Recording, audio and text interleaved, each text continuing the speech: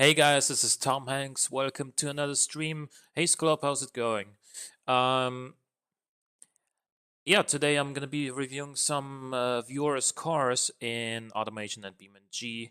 Yeah, we have nearly 2,000 views in total, which is pretty nice. Um, but yeah, obviously, I, well, since fall break started today. Oh, that's really good to hear, man. Time for some lawnmower reviews. Good, good lord, man. I actually gotta get that mod first, though. I don't think I've downloaded it yet. Um, there's I literally just started Steam, and because I'm a professional streamer, I'm always prepared. No, but as soon as I started Steam, it started a download of an update that has like 400 megabytes. Um, so it's gonna like it's gonna take a little bit longer, like 10-15 seconds longer from now to download that, but that's okay. Don't know why my car was broken. Okay. Yeah, that was that red car, right? That looked like it had an accident in the factory before it got delivered.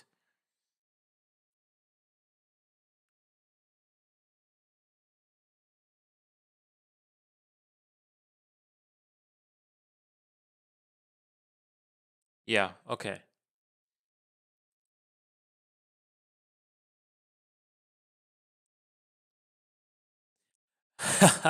I love how the creator of the lawnmower mod actually titles it 2000s coupe. I mean, technically, it's not a four door or a wagon or a convertible. I mean, like, you could call it a roadster technically because it doesn't have a roof. But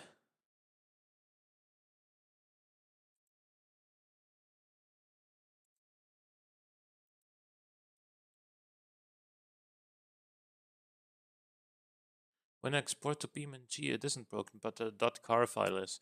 Two door convertible coupe. I mean, the thing is, it's not technically a convertible, is it? If it doesn't actually have a roof that you can put on. Wait, give me a second.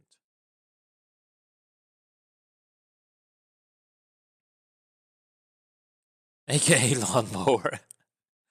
Exactly.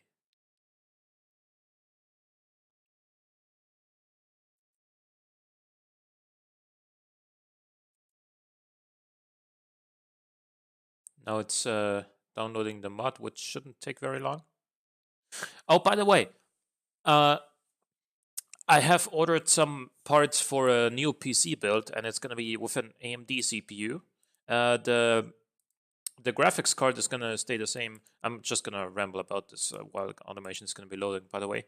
It's going to have an 8-core AMD Ryzen 7 2700X. It's going to have 32 gigs of Corsair Dominator RAM at 3000 megahertz. And it's going to have a 500 gigabyte Samsung M.2 SSD. And BeamNG has problems with some AMD parts. I believe it's more related to the GPU though, but I could be wrong. Anyway, I'm so looking forward to that because with this new setup, I'm gonna be just blitzing through like video rendering and whatnot. Hey Sedan 57 Chevy, how's it going?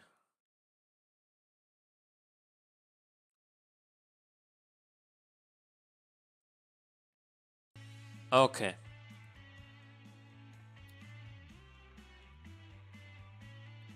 All right. And actually, those parts are going to be arriving at some point next week. So if all goes well, then next weekend I'll actually be streaming from the new rig already, and I'm really looking forward to that. Yeah, we should. I should delete the...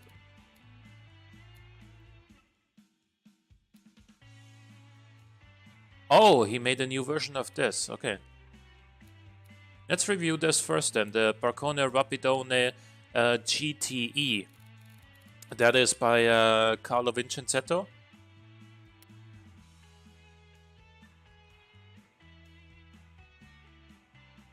Oh, Hayes Kranz is well, sorry, I didn't notice that it was two different users in the chat previously because Skolop and you are both red in my chat, and the names are very similar of length. So, at a quick glance, it I don't see much of a difference. But anyway, yeah, we have three people chatting right now. How is everyone doing? New rig, new community challenge, possibly. How this video will be: lawnmower, 80s car, lawnmower.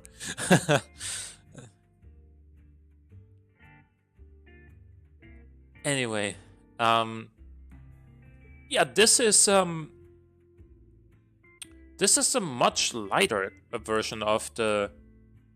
Holy hell, that rear arrow, like that booty. Gotta give him respect for that. I mean, the front is very aggressive as well. So I imagine this to be extremely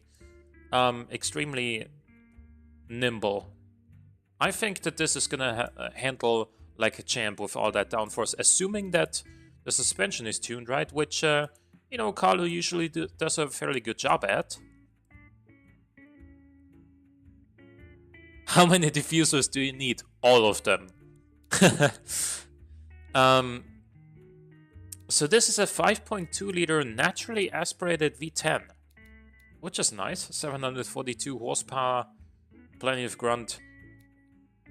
Kinda nobody home below like 3,500 RPM or something like that. It really starts going at like 5,000, but it does rev up to 9,200 RPM.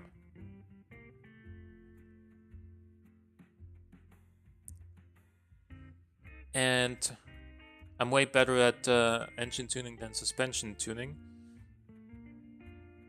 Yeah, I mean, suspension tuning does come with time. Like this I imagine is more like a race version, so which is why we have some quality here, more quality here. Very aggressive cam profile. Is this like 4 or 5 valves? 5, okay. Direct injection race. Oh, okay, so it's... Wait a minute, did he say that this is the hill climb version? I think he did, didn't he? I don't have Discord open anymore. I should open Discord again so I can see whose car is, you know, which car, and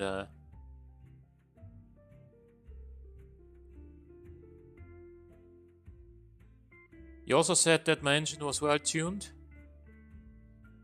Which car was that? Because, you know, I'm sorry for not remembering every car that I review, man. I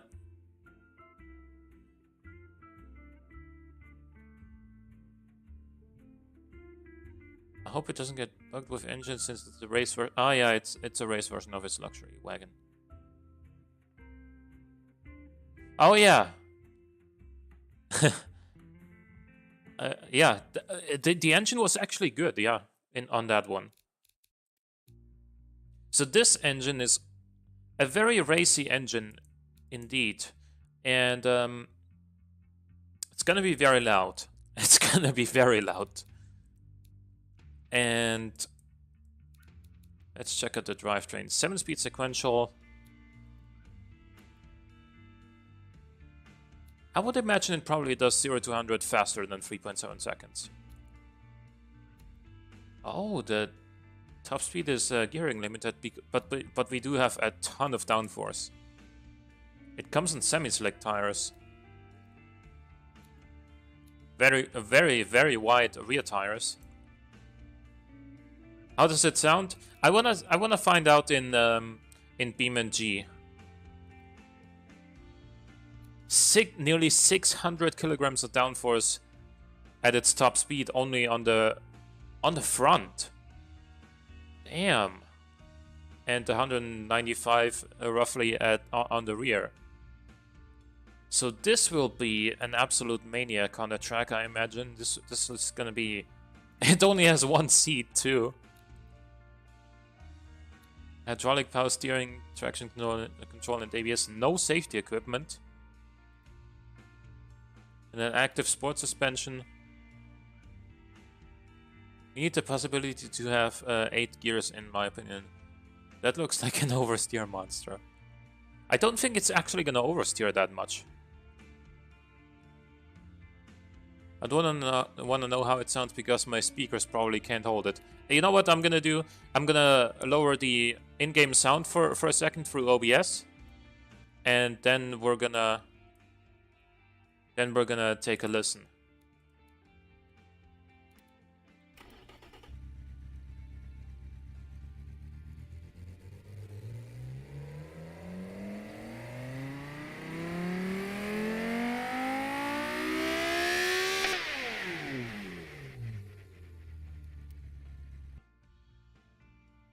Well, my ears almost exploded. How about yours?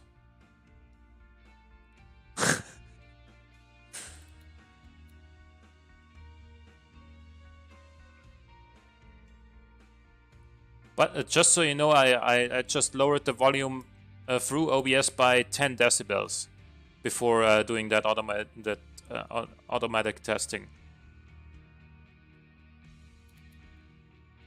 Wasn't that bad? Okay. So I know what I gotta do with this car.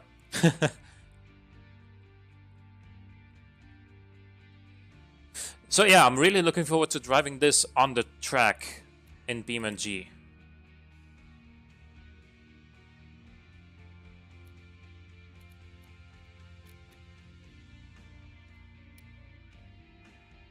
Had something Audi-ish in my opinion. I mean, the V10, they did put a twin-turbo V10 in their old RS6. Looks somewhat Audi-ish? I don't think so. I mean, the taillights vaguely resemble Audi taillights. And of course it's a wagon, so... But, can we rotate this faster a little bit? But I don't think that the front looks particularly Audi-ish. My internet is skipping around really bad, guys. I don't know how long I'll be able to watch this for. Yeah, that's a shame. I feel for you, man. Maybe reset the router for a second. Maybe it'll be better then.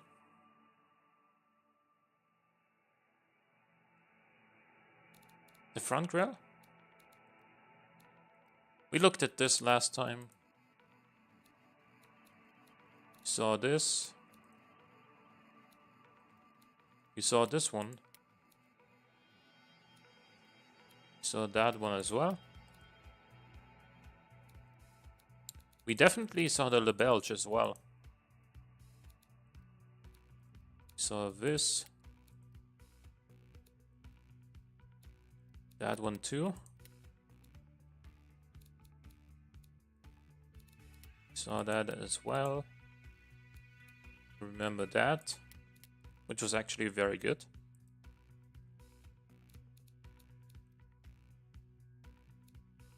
We saw this one as well.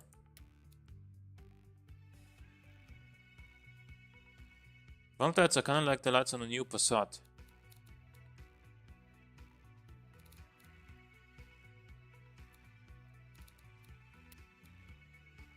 And now we should probably get to the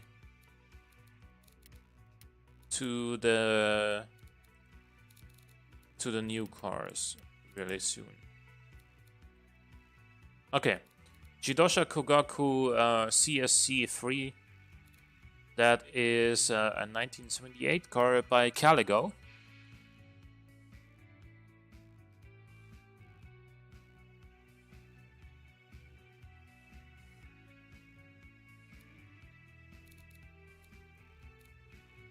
Ah, I like that stripe.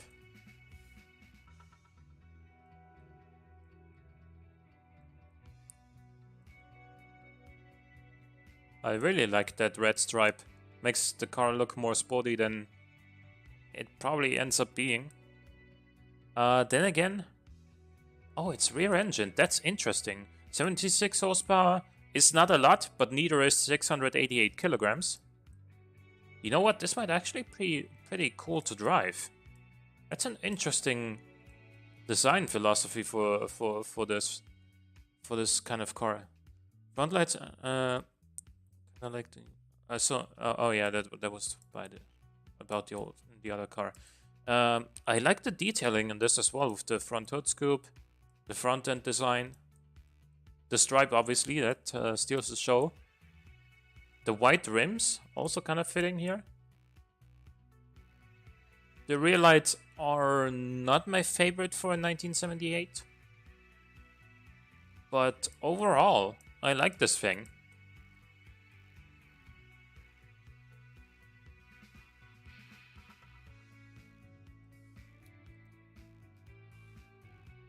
Good engine tune as well. Since this isn't gonna, since this is never gonna be a torquey engine with a 1.5 liter inline-3, he did a reasonably good job making it not particularly peaky. Like, for example, on this engine,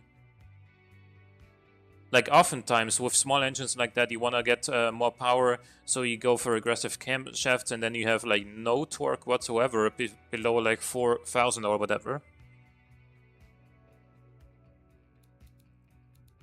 I want to know how it sounds. Okay, this one isn't. Oh, this one's actually going to be really quiet, so I don't need to alter anything through OBS. Let's just test it right now.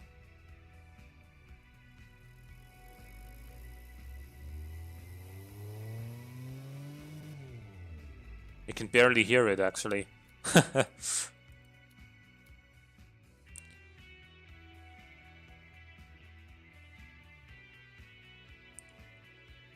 Yeah, okay, let's turn up the volume.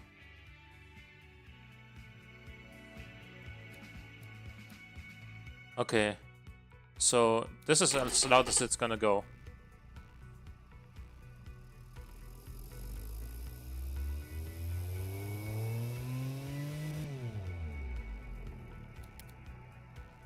Through OBS anyway. I can't hear it. No, it isn't. Like, this car is just very quiet. It has 2 reverse flow mufflers.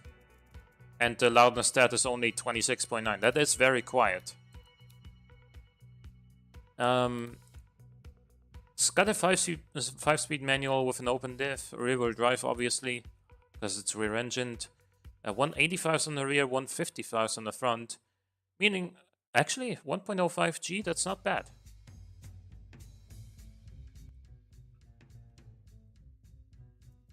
Alloy rims of 13-inch diameter. We had solid disc brakes up front and drums on the rear.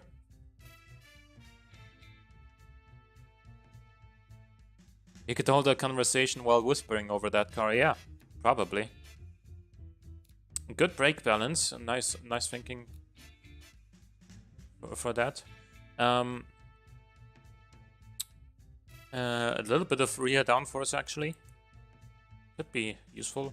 Only 2 seats, because realistically, people wouldn't fit in the back anyway.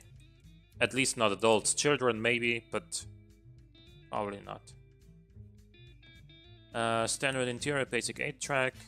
Because remember, of course, this is rear engine, so you wouldn't have much space back here anyway. Standard 70s safety. Standard springs. Very soft suspension. Making it reasonably comfortable considering that it only has basic 8-track entertainment and a standard interior. Good car. It does very well in light sport budget. Because it is very cheap. I like this a lot, actually.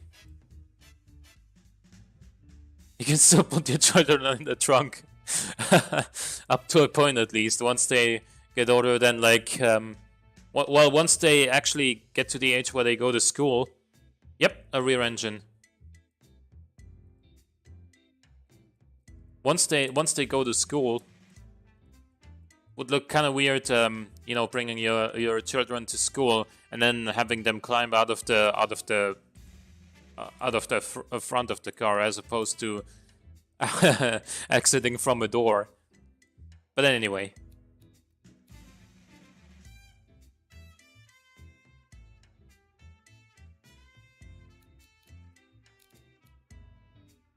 Wait, did I actually export this? Yeah, I did export the other car to BeamNG.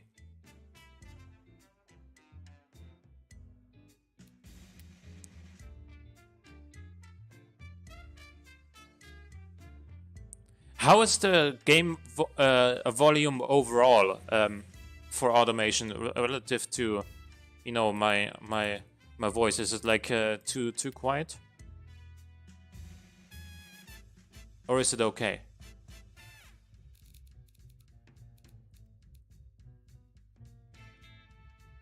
Once they can go to school, they're old enough to walk, whilst the parents have a fun drive of the car. Yeah, even if the school is like 15 miles away, they gotta walk.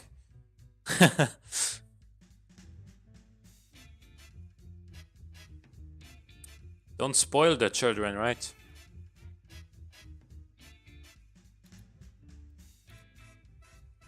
Jidosha Kugaku, I'm not gonna pronounce that correctly. Again by Caligo, and again a late 80s to early 80s, like late 70s to early 80s car from him. Very light, once again, 823 kilograms. This one's front engine and rear wheel drive. It's got a 1.9 V8 actually, with 114 horsepower. I go to school every day on my bicycle. It's 12 kilometers. Yeah, I mean, that's fair. I should go offline on Steam. Here we go. Professional streamer. This engine is kind of like, I know it's only a 1.9. Oh, and it's a flat plane as well. I know it's only a 1.9, but I would wish for a little bit more torque than this, really. Then again, like, you could go dual overhead 4 valves, or even single overhead cam 4 valves, and just lower the cam profile by a couple of points, and you would have quite a bit more torque in the low RPMs.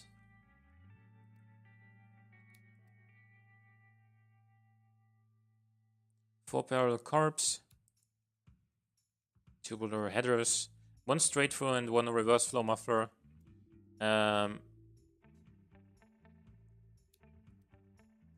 Let's see if we can hear this one. It's also fairly quiet, but louder.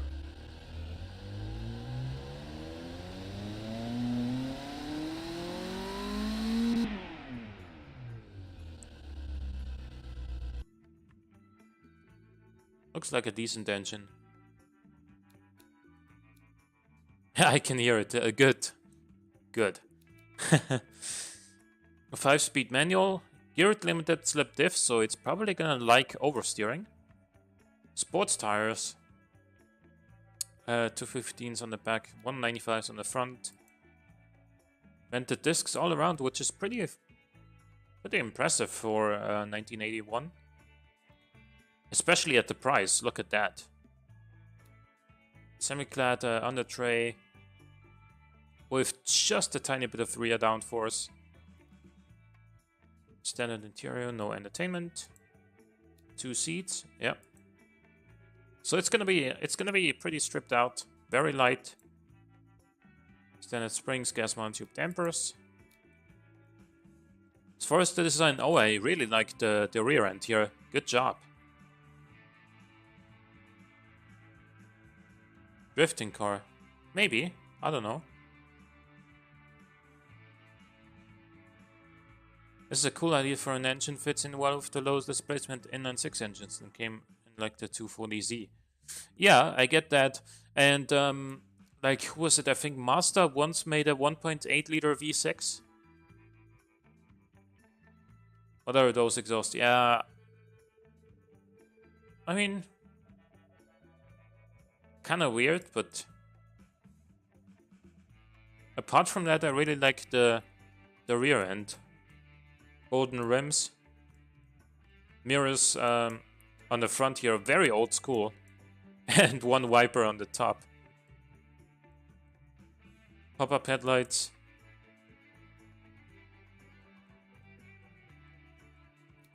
Let's open them for a second.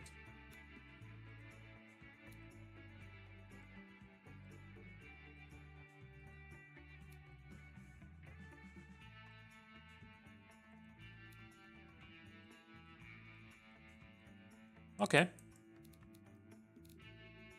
I like this one as well.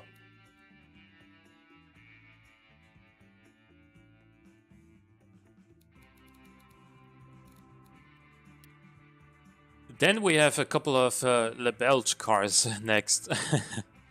Those are all by, let's see.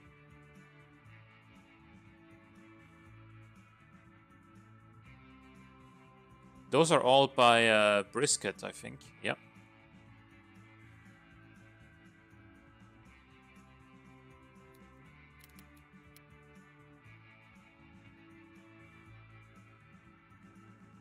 Oh, yeah. Damn. Look at that. Like, holy shit. Random 41 sent 4 cars in the last like 3 minutes. He's going wild right now in the Cars for Review channel. First up is the LeBelge Castillo.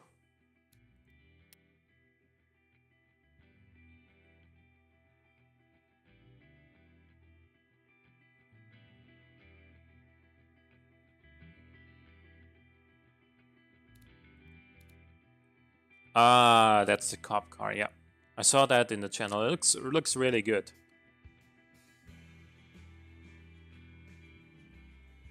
I really like that. 0991 or actually 1660. I guess that should say, because if it's supposed to be 0991, then the 1 is upside down.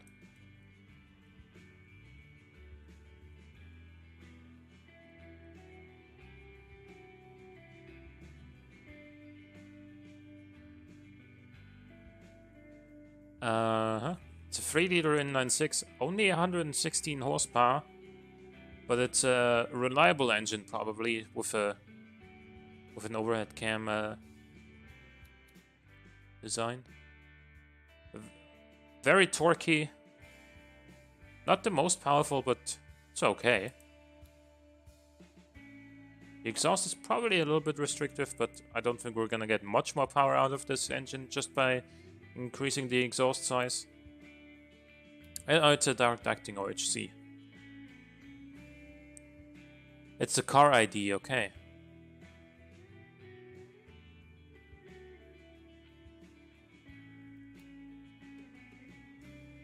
Everything is cast here.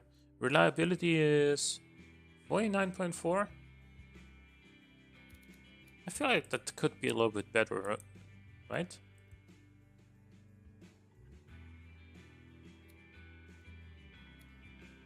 Straight flow muffler and reverse flow muffler. Let's hear it.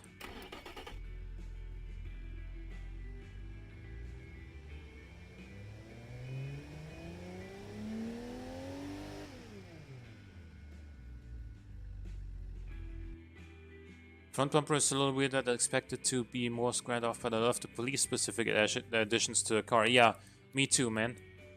The front bumper, I can totally understand this bumper bar. That's very police car-esque. In the rear, I probably would have fitted another one of these.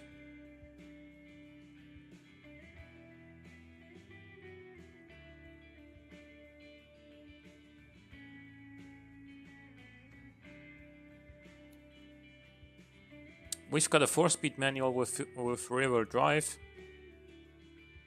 I tried to make it more square, but the mods didn't allow it. Ah, yeah. I see. We got an open diff. Hard long life road tires, 15-inch rims.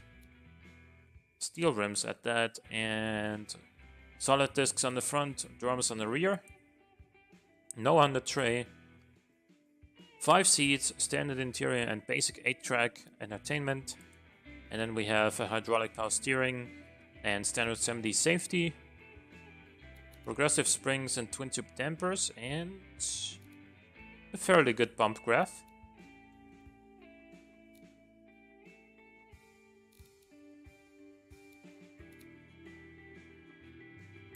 Apart from more power, I don't think this car is lacking too much. Like the engine is pretty good and pretty well tuned.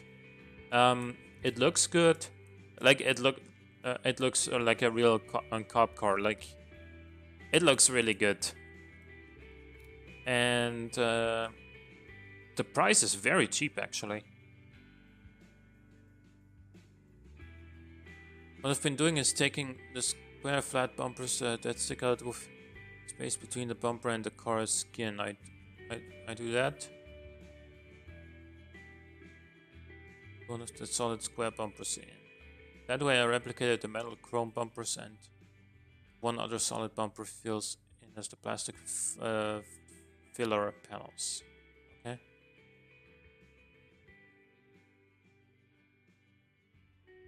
The square flat bumpers. Oh, I think you mean like these, and make them plastic. Is it too late to upload cars to Discord? I don't know. Like it isn't, but like you can always upload cars to Discord.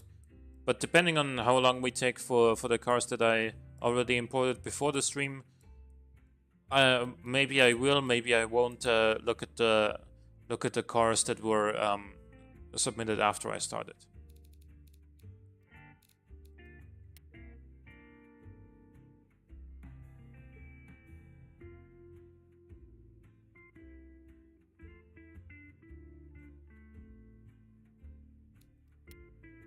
I just uploaded 4. Yeah, I saw that.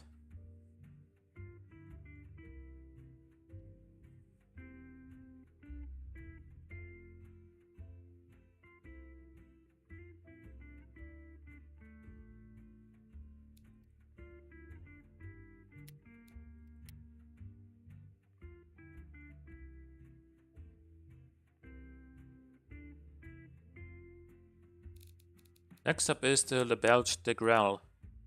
I feel like I've seen that in the channel as well. For the engine specifics, I looked at the Ford Fairmont. Okay. I don't actually know the Ford Fairmont. Yeah, that's an 80s supercar with the Diablo body. Looks very nice actually. I like it.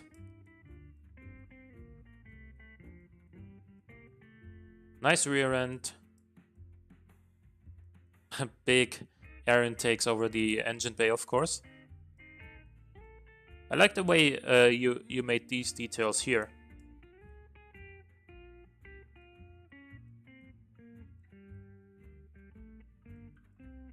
Let's check out that engine actually. 374 horsepower and 469 Newton meters. Coming from a 5.2 liter V12, dual overhead cams, 4 valves per cylinder, and not quite sure why the Hyper Eutecticast pistons are in this one instead of forged ones, if you're already gonna go with the most expensive parts here. Because these are more focused on reducing emissions, whereas these are better for revving the engine higher and making more torque and whatnot. But okay. 47 cam profile, 10.1 compression, obviously naturally aspirated. We've got multi-point injection. It only revs to 6700 RPM. I think it could rev higher if you had forged pistons, because we see here that that is the limiting factor. And then, yep, high flow freeway cat and straight through mufflers, so this thing should be fairly loud.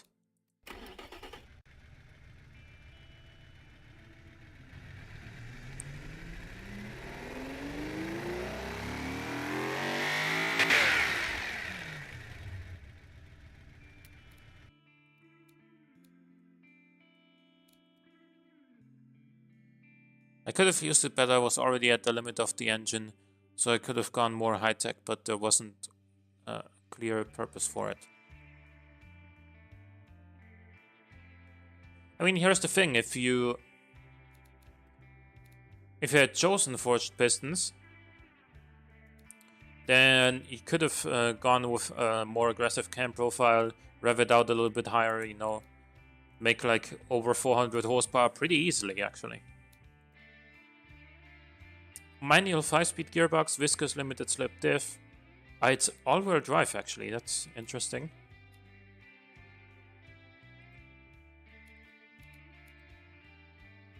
We've got sports tires, 255s on the front and 285s on the rear. This thing's gonna turn in pretty aggressively. And then vented discs all around. And we do have a little bit of brake fade, but not that much. Then we have a fully clad under tray. We've got only 2 seats, obviously. Handmade interior and luxury cassette entertainment. And then variable hydraulic power steering, ABS and advanced safety. And then finally we have air suspension. That's also an interesting choice on an 87 supercar.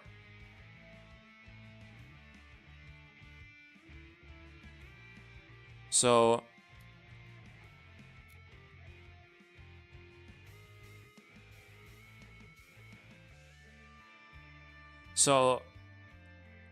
this thing is pretty heavy for a 1987 supercar.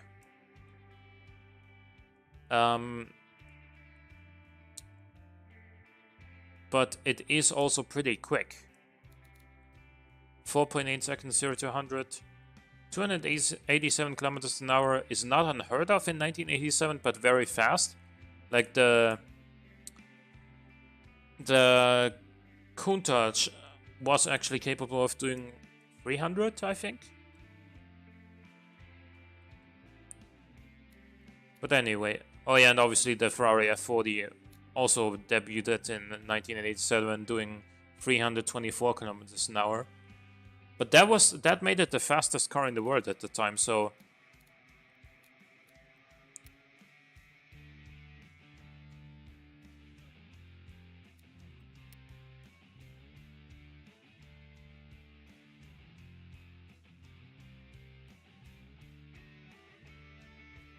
on.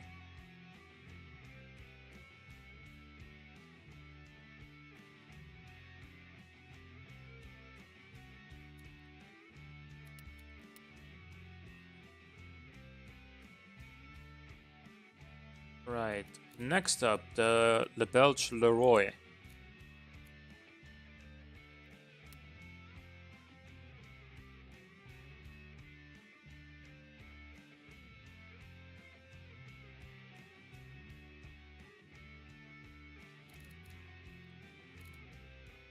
Oh, that's a huge limousine.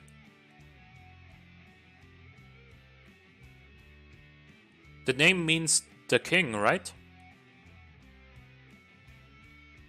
Anyway, this has longitudinal river drive chassis with a 4-speed advanced automatic. We have a 5-liter V8 making 221 horsepower. Let's check out that engine. Yep, very, very torquey. Not that much top-end power, but... How big is the family? 7 liters, okay. Downsized to 5 liters.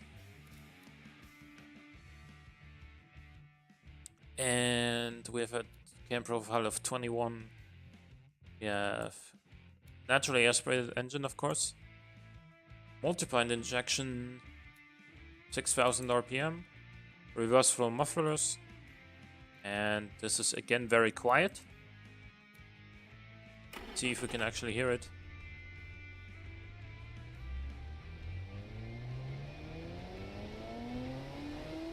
Again, a flat plane engine.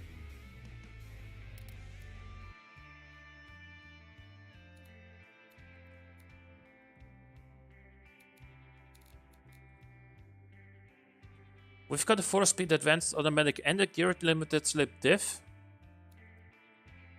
We've got medium compound tires, 225s on the front, 240s on the rear, 18-inch rims, which is pretty damn big for 1983, but then again it is a big limousine.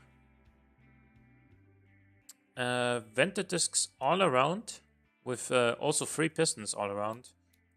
Then we have a fully clad under tray. We have a little bit of downforce front and rear from what exactly? From just the under tray? No, there's a lip back here. There should be one on the front as well, right? Yeah, there is. I like the design as well. It's pretty simple, but still very elegant. The rear end, the taillight design is very similar to the supercar we just had. But it looks good.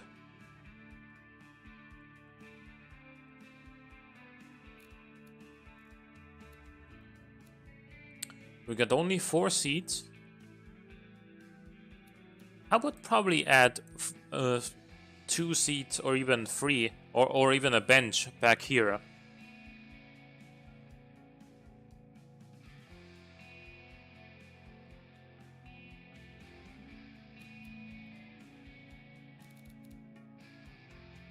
Obviously handmade interior and luxury cassette entertainment. Then we have variable hydraulic power steering and advanced safety. And we got hydro pneumatic springs on this one, obviously. It doesn't actually roll as much as I thought it might. We got no front sway bars.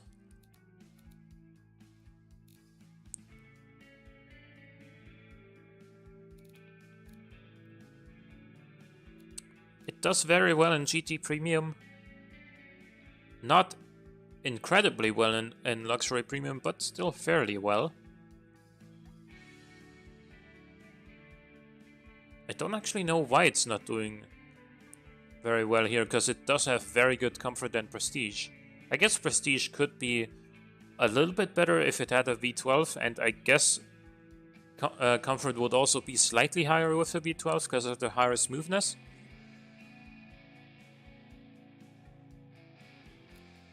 The game freaks out when you do that, but let's say it's a very posh limo. Yeah, fair enough.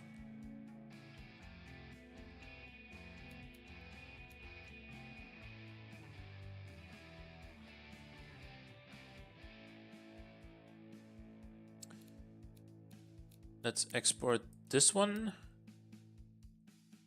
And in the meantime, the last car is actually gonna be by...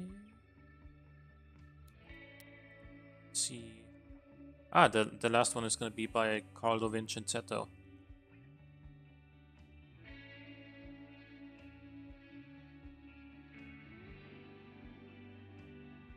We actually didn't have a single lawnmower in today's in the cars so far.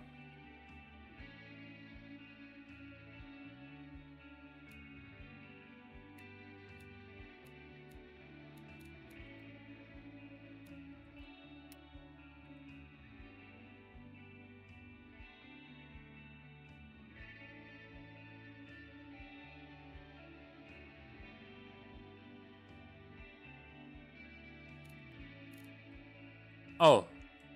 Now this is a tiny little car.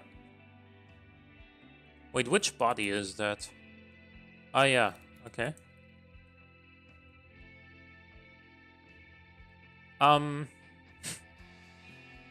Okay.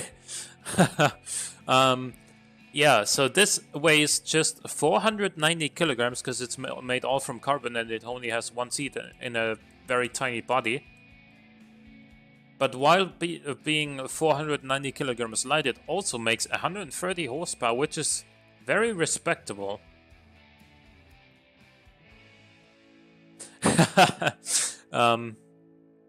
I can see why it's called over 9,000, because that's where it makes the power.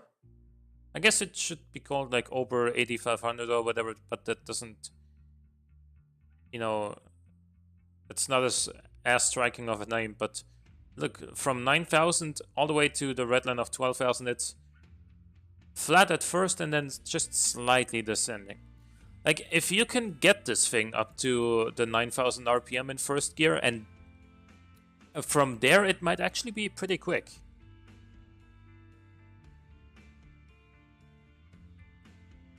Since last time I did a 13.5 liter V10. Carbon fiber car that's going to explode on impact. I don't think it's gonna explode on impact. We've got a 7-speed sequential gearbox with an electric diff. We've got semi-slick tires, 155s all around, and despite them being actually quite narrow, we have 1.22G. It's just 300cc, yeah, I did notice that. Which, you know, makes this 130 horsepower, that's like over like 433 horsepower per liter, if you put it that way. So that's a very impressive engine. It's just the best I can make for that engine. Yeah, it's it's only 300cc with 130 horsepower. Yeah, 433 horsepower per liter. So that is pretty insane. Gotta give you credit for that. Obviously, no interior to speak of. It does come with traction control and ABS though, surprisingly. No safety equipment. Safety is below 30.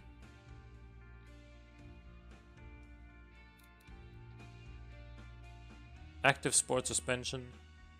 It sits very low to the ground. I wonder how this drives. I feel like it could probably use some wider tires. Is my one thing that I'm considering with this. Minimum safety is 35, and we're below that, so everything is red.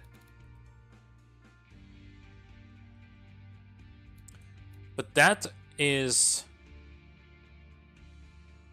I think this is going to be fun to test drive.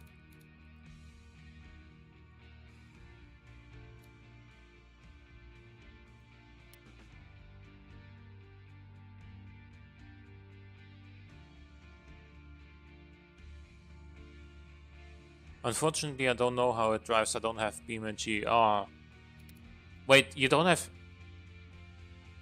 You don't have BeamNG, and you did so well in the past couple of community challenges? That's impressive, man. Like, if you could actually drive your own cars and then, you know, tweak them further,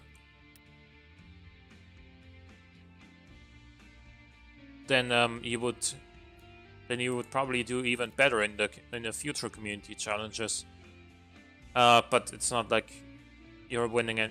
It's not like the winner gets any prizes anyway. I guess I can't really afford to.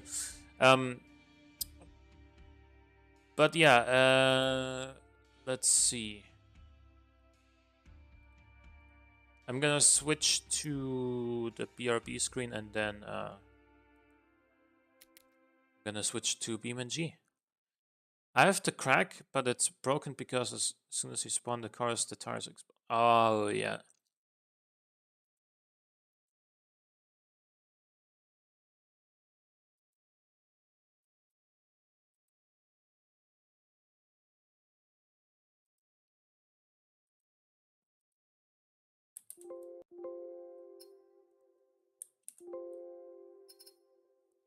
Okay, so there is BeamNG. First challenge I had Beam for was the tuner challenge. I have to crack. It still works. Okay. Again, warning, I'm gonna start with a with something that's a little bit easier to drive, because I haven't played Beam since last stream. I've been playing Forza a lot, and physics there are very different. So I'm gonna start with a reasonably slow car.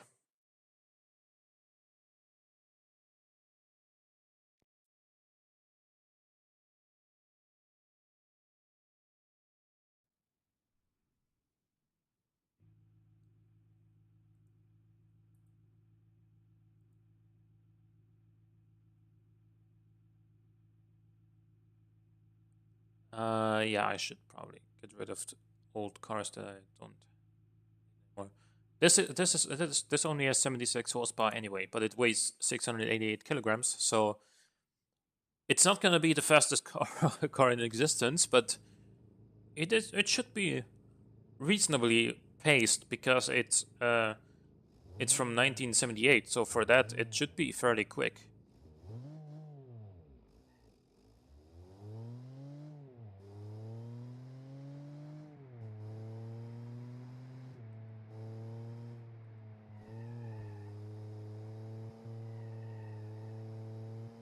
Did you review the Barcona GT? Yes.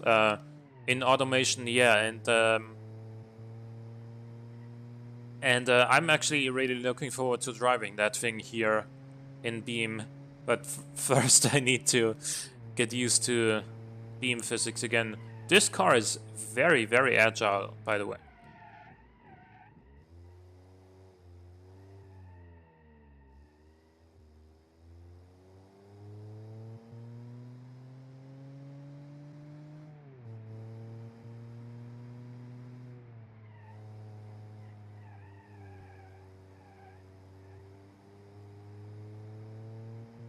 This car looks really light. It feels very light as well. What was it, like 688 kilograms? So we should probably drive this on the handling circuit, right? Because here looks so stable for a B.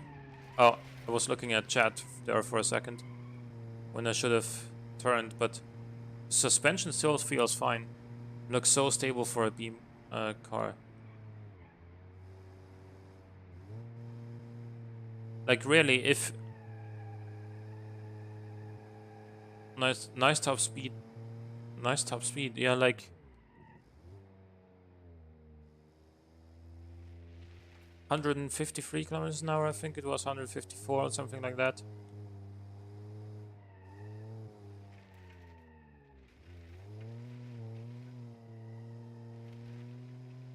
Don't look at chat and drive, kids. Dude, like, that's basically like texting and driving, isn't it? Like, I see a lot of young people, you know, with their phones and checking WhatsApp while driving. So that is pretty much the same, isn't it?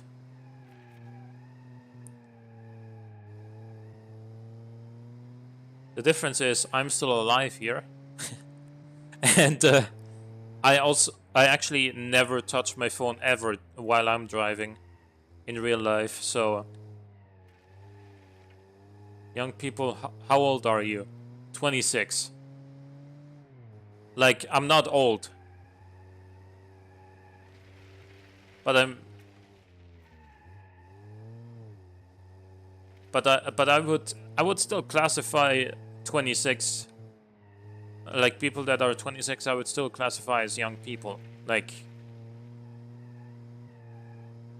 but I also mean like anyone between the age of like 17 and let's say 30.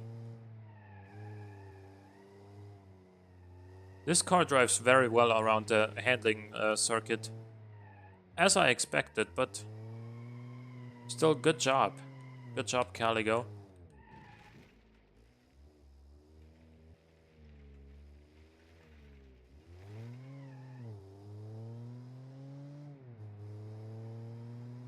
If you want to know how texting and driving affects you, drive on the automation track, grab your phone and try to send a message whilst driving. Yeah, it's not gonna work. or read a really long piece of text like this, and before you know it, you slam against the wall. Yep, that's exactly what happens.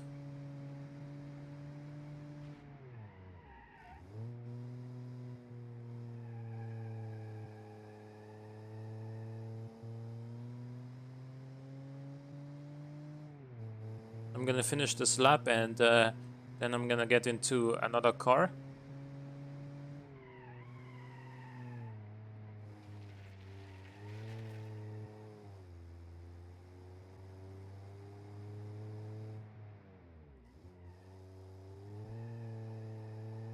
Good job, Caligo, on this car. I really like this one.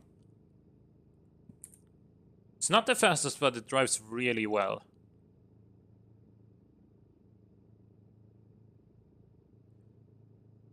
Next up, this one. How is Forza 4 like? I don't know if I should buy it. Look, here's the thing. If you want to spend, well, 60 bucks for the regular game, if you want to spend 60 bucks for a good arcade-like racing game, I can totally recommend it. Like, it has a huge car list, it's got a lot of players, it's got a couple nice it's pretty nice for the like Forza fun events where you can play a couple of races with other people, and earn Forza Fun points, which you can then which you can then use in the Forza Fun shop, where you can buy either wheel spins to win more stuff, or you can buy unique cars directly.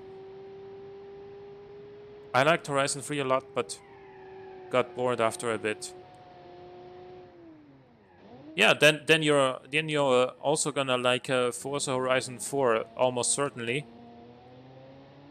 Um,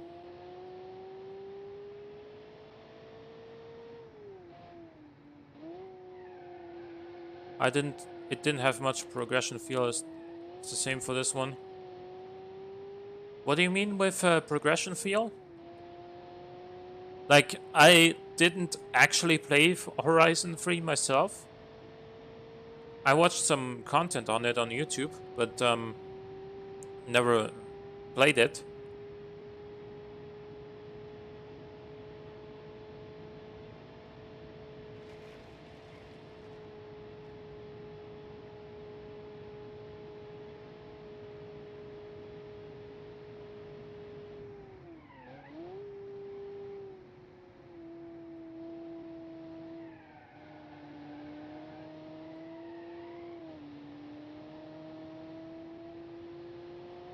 The only reason I want Forza Horizon 4 is to play the camouflage game.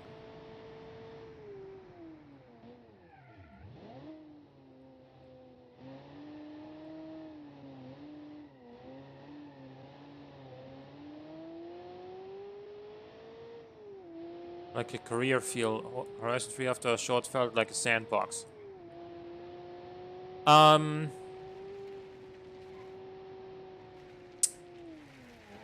Horizon 4 is also similar to that.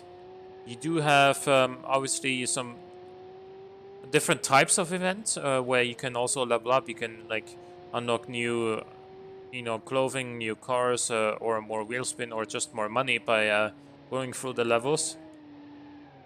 Oh, okay. And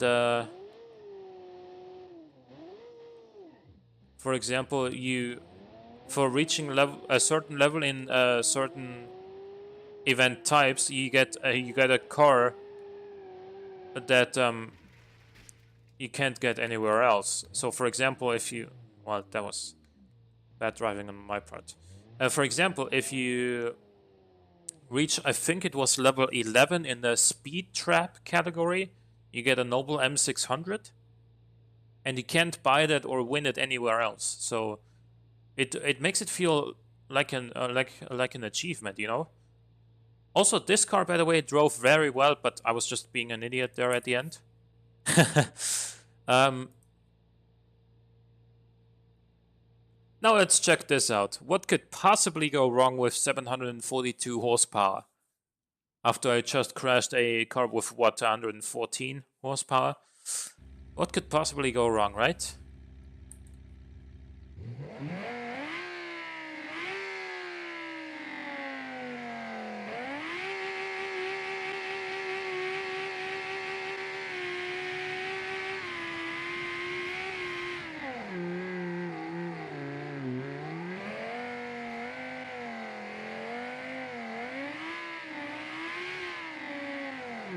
What could possibly go wrong? Famous last words, yeah.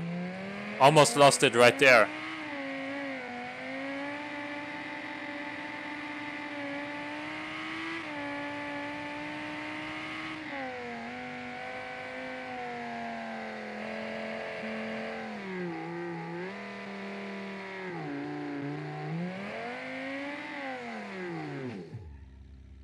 It does like oversteer a lot.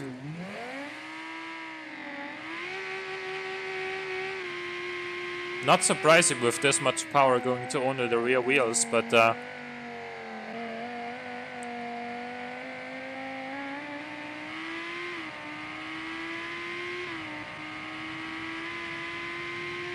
turn the ESC on.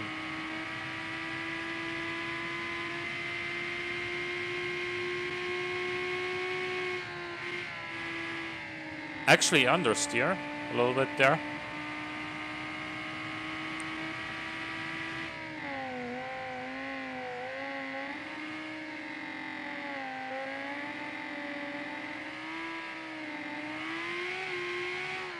Whoa! Oversteer there on the shift from 3 to 4, huh?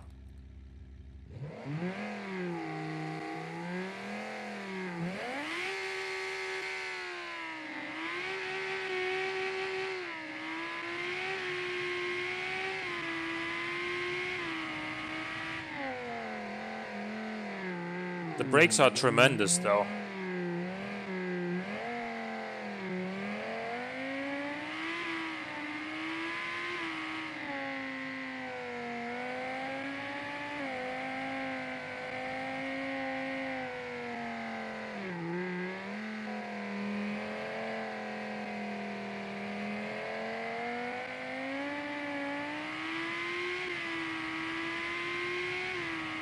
And because of the short gearing, the engine actually feels torqueier than the numbers would suggest.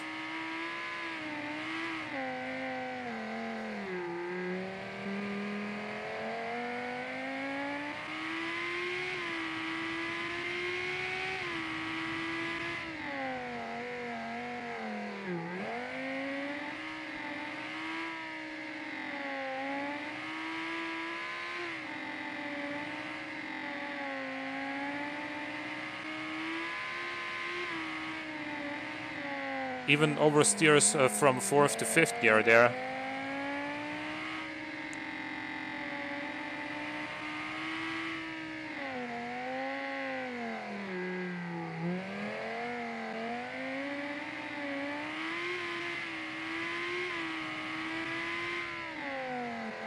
Those are carbon ceramics and of course the power of downforce. By the way, I just noticed that Formula 1 style brake light at the rear there. Oh, or at the bottom of the diffuser there. Like in the middle of the bottom diffuser. I don't know why I didn't notice that earlier, but here we gotta go like that. Okay, good.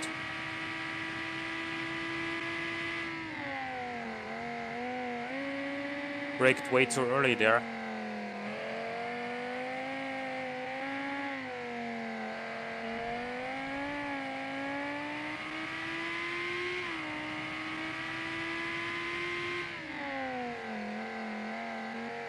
Still braking way too early for that corner here as well.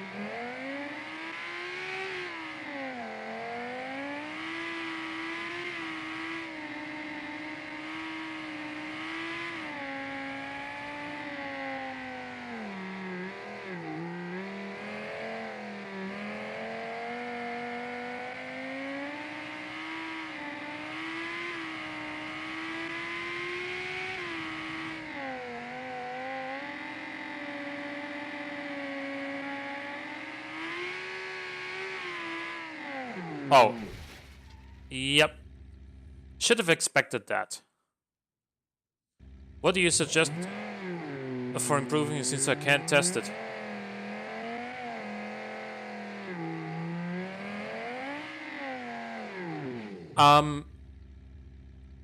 Honestly, for a 742 horsepower front engine rear drive car, it puts the power down pretty well.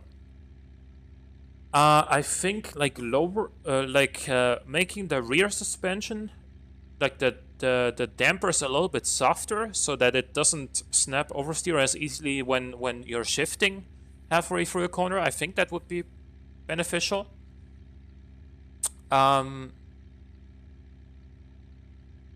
Well, here's the thing. This is already on semi-slick tires, and it's got 742 horsepower going to only the rear wheels. How much are you gonna limit the... Like, you can only limit the wheel spin off the line so much. But you did a really good job tweaking the gearbox to suit this engine, because the engine doesn't actually make a whole lot of torque in the low RPMs, but with the shoulder gearing, it feels a lot torqueier than the engine actually is. So that's really well done. The suspension is overall very well done, but I do suggest making maybe the rear dampers and springs a little bit softer, so that it doesn't, so that it maybe oversteers a little bit less. Apart from that, it's very good actually.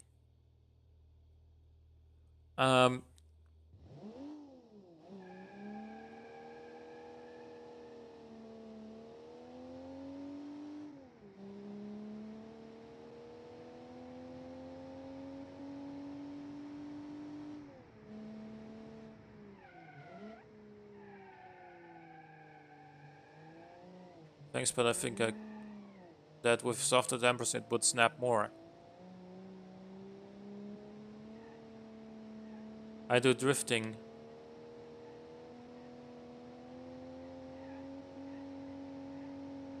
Okay.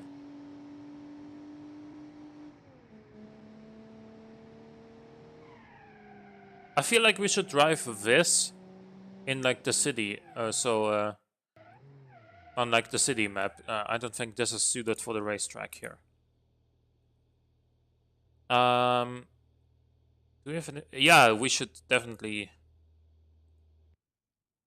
drive this on the track. Because this is another very interesting car that I wanted to check out. I don't know why it's facing this direction, but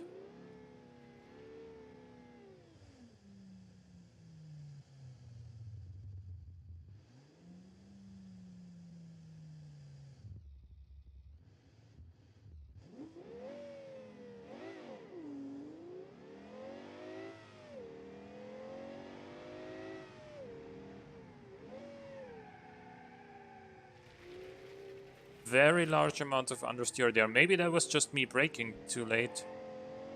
But we'll figure out how this handles from here on onwards as well.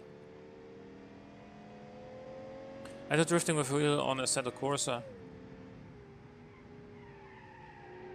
And usually hard on the rear equals less grip is lost when you go sideways.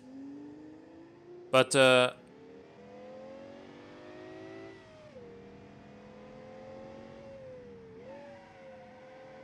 usually hard on the equals to smoother transitions. I misread that. Because there's less weight transfer and less grip is lost when you go sideways.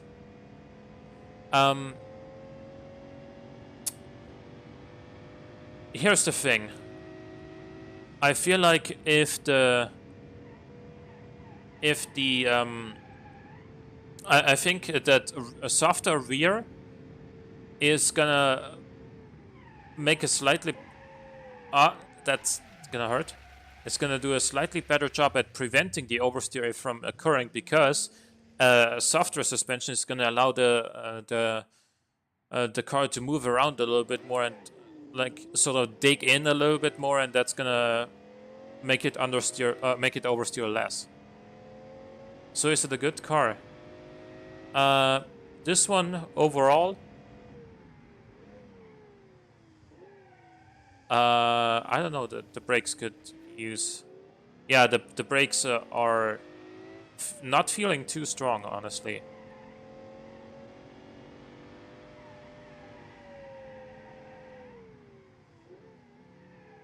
The brakes aren't feeling very strong. There is a little bit of understeer, but that's okay. There's not a whole lot of oversteer.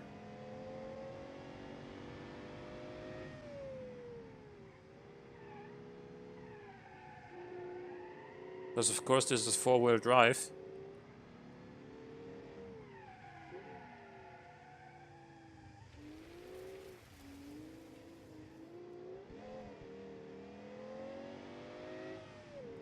Bazacato. Hey Mario de Silva. Mario de Silvia, actually. So that's a Nissan reference. How are you doing, Mario?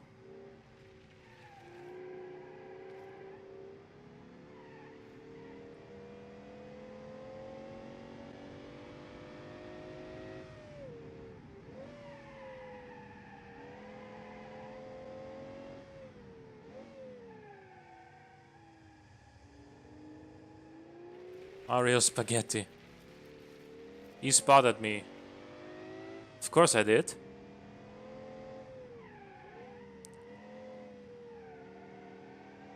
You're submitting a car, James? Okay. What should I change about the grill?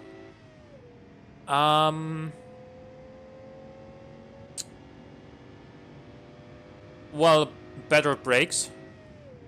Are these all the cars for the evening? I think there's a couple more.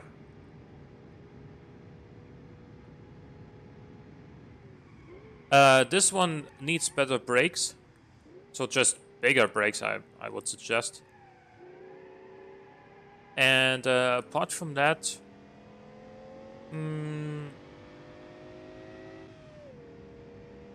I don't know. Apart from that, it actually drives pretty well. This time I remembered to brake early.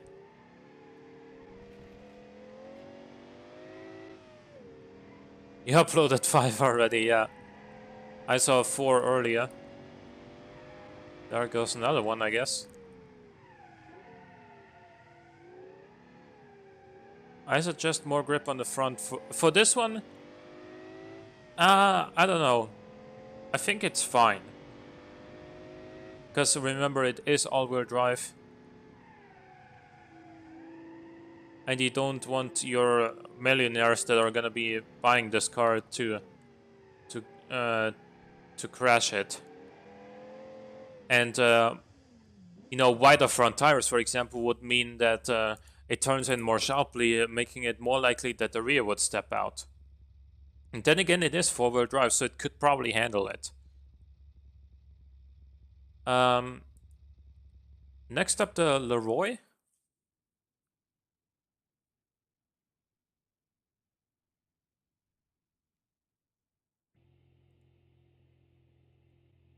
Now, the last car was not very long, but very wide. This is like the opposite. Very long and not very wide.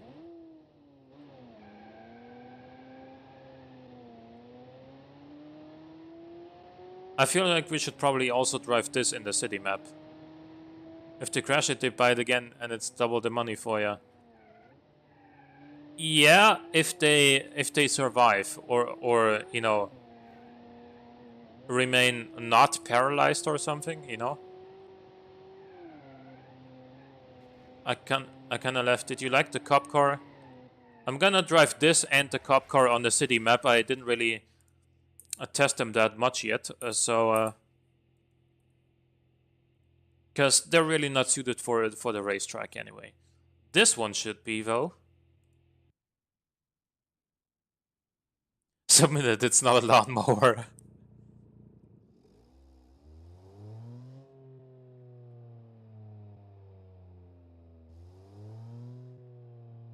Turn ESC off. What could possibly go wrong?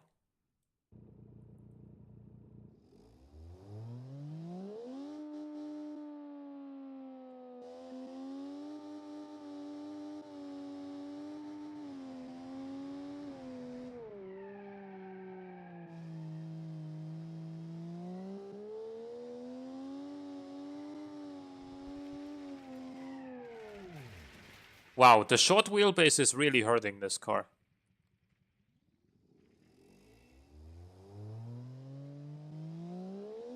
Yeah, with the short wheelbase, any oversteer is going to be extremely hard to counteract.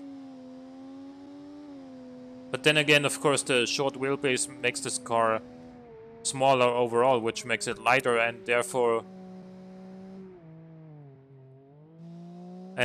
this goes actually pretty well once you do get into the power band.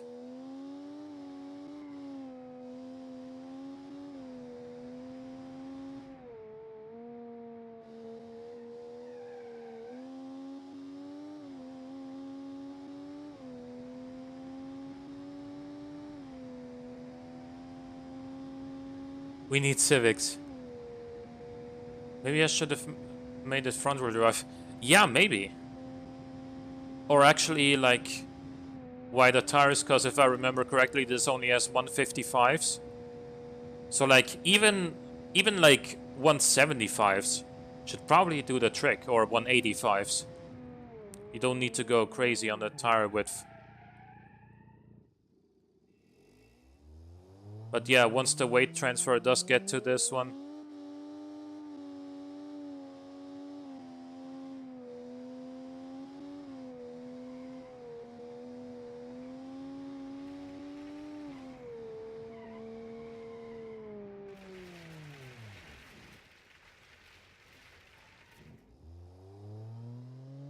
200 is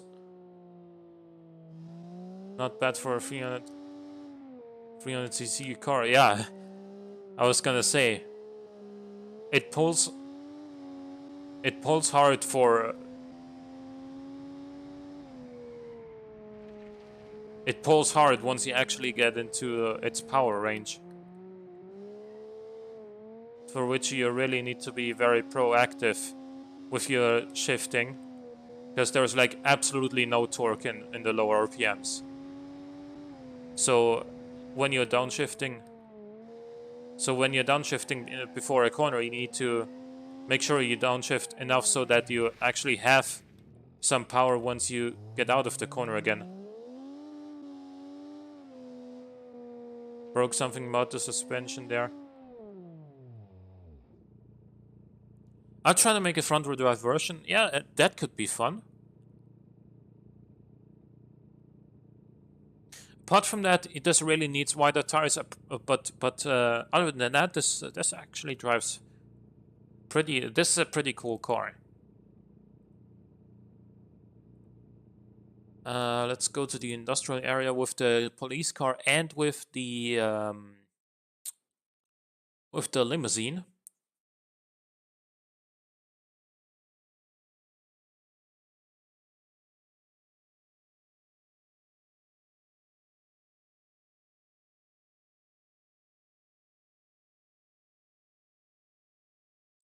And James, your car is totally a supercar. Just like last week, we had a total muscle car from you.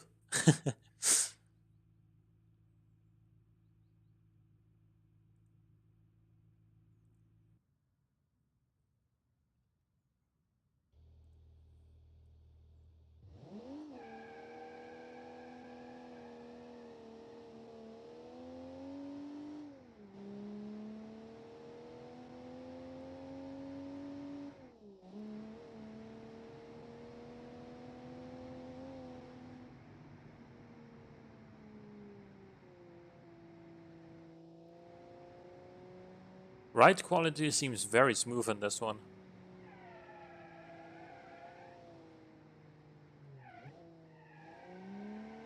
Does it drift at all? No, not really. It's got an open diff and not a whole lot of power. The natural environment for a cop car, yeah. Next week challenge, what about fastest lawnmower? I mean, we could do that, but oh boy. The only thing that's holding me back there is you know, I'm not confident that I'll be able to do them justice, because Well, FC probably noticed by now I'm not the greatest driver in BeamNG. So with lawnmowers, they have extremely short wheelbase, and obviously people are gonna stuff like 300, 400, or 500 horsepower, maybe even into one of those, and they're gonna get out of hand extremely quickly, and I don't think I'll be able to handle them very well. Lawnmower drag race, see, that I can get behind. Let's do a lawnmower drag race challenge. Sure, why not? Part of the challenge would be to make them drivable, but then we did have cars in the past from people where I think was it like there was someone saying their car was perfectly tuned, and it wasn't perfect at all. I think that was with the hill climb challenge. The Trash Panda, which was by who? Was that by Eugenus?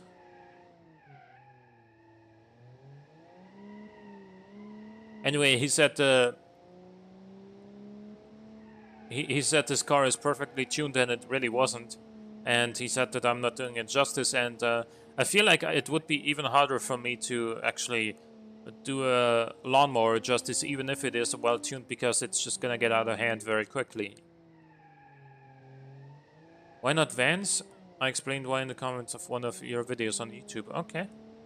Yeah, I could see there's a bunch of challenges that I could still do that I haven't done yet. Vans is one of them, of course. Lawnmowers, I guess a new one.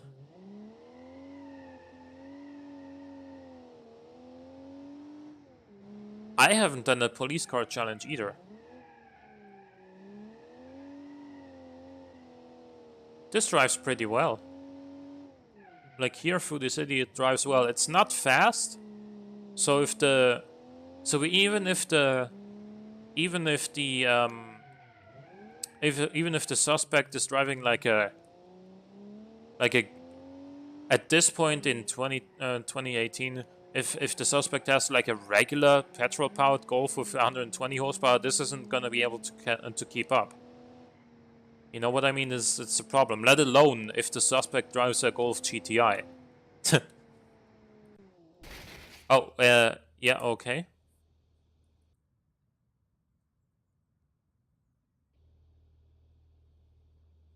Rally car? We actually did a rally car, sort of.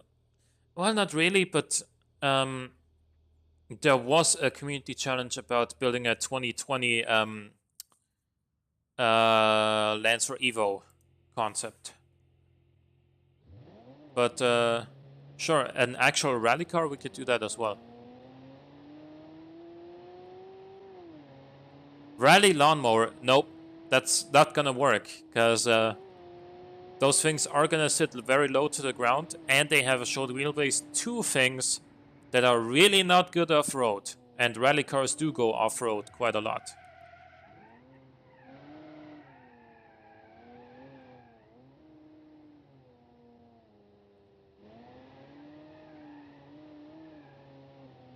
This limousine likes to drift. Thanks to the geared limited slip diff that it has.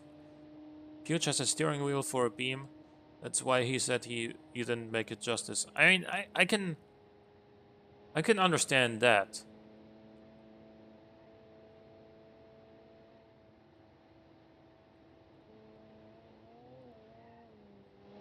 There, I feel like the limousine should have been a little bit smoother over that. Lawnmower circuits are made of dirt and grass. Okay, yeah, but at the same time, like,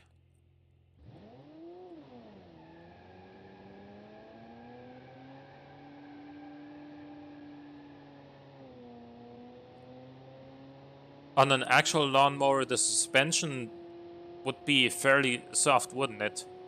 Whereas here, trying to get the most on-track performance, you would make the suspension pretty stiff, right?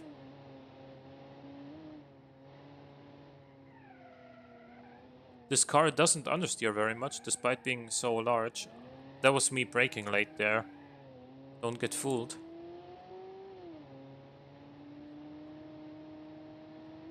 Oh yes, feel the torque. Ah, it does get upset pretty easily by the bumps.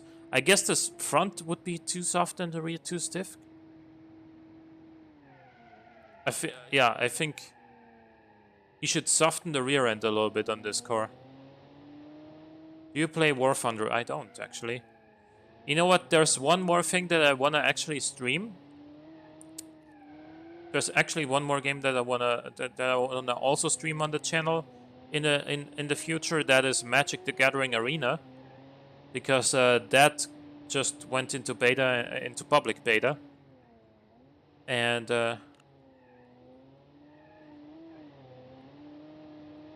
I did play quite a bit of Magic: The Gathering, the actual card game, when I was in Holland for my job, and I had a couple of Commander decks because I really like Commander as a game mode.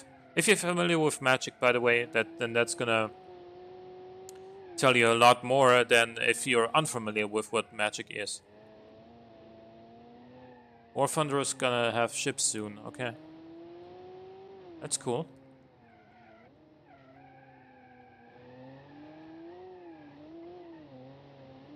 This car is overall decent, but I feel like it should have a softer rear end. That's the one thing I would like to change about it. Softer rear suspension. Apart from that, it's good. The cop car, good, but could maybe use a little bit more grunt. The limo, decent as well, but could use a softer rear suspension in my opinion. Like, both have very torquey engines. This one, as I said, I mean, turns in decently, likes to oversteer on power, but as far as the bumping goes and whatnot, like, the rear suspension just seems to get a lot more upset by something like this, because it's probably too stiff. Yeah. Okay. Well, that was me being an idiot and not braking in time. But anyway, um, overall good job. Um, I feel like we would still have a little bit of time here. Give me a second. I'm gonna actually like uninstall a lot of cars here. Let's see. That is.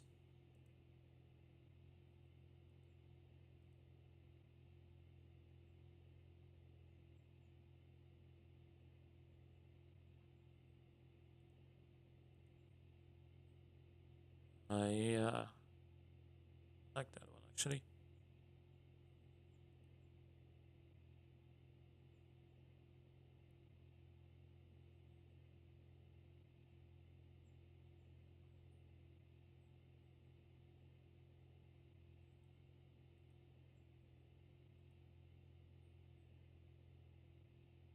Okay.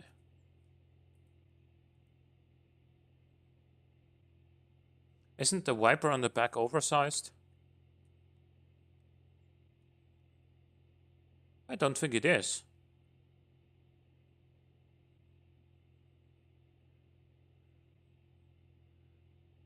It's the 80s. The bigger the better. Yes, exactly.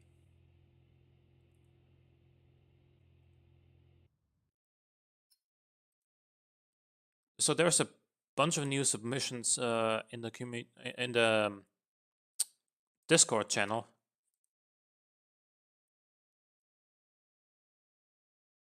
Check out how many we got. What was the last one? Okay.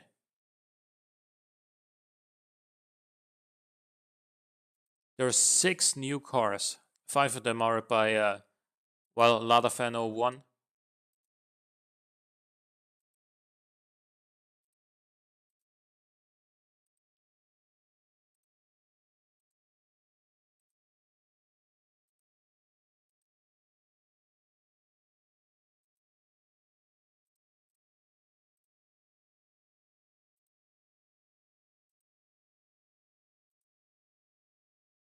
I'm tweaking my 356. Okay. I just imported the cars from the Discord channel. I'm gonna fire up automation real quick, so it's gonna be up in just a second. It's for drifting. Okay. Do you think you could make some force up with fans? See, I would like to do that. Yeah, sure. But I don't know.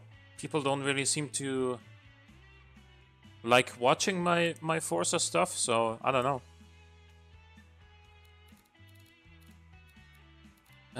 What was the last one? That was the last one we looked at. So I just submitted the lawnmower. I saw it. Yeah.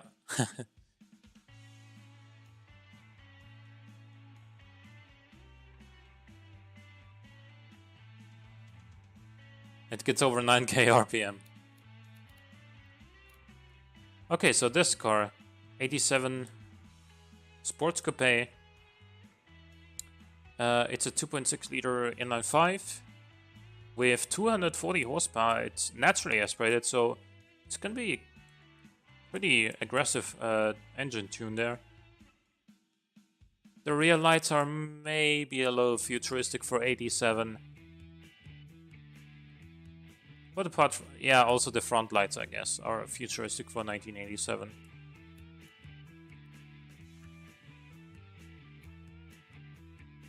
We've got a 2.6 liter inline-5 with forged internals, lightweight forged conrods even.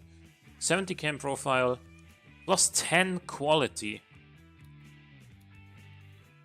Plus 10 on the fuel system as well. Multi-point EFI and throttle per cylinder configuration and performance intake. The exhaust has no first muffler, but one reversible rear muffler. And it runs on 95 octane fuel.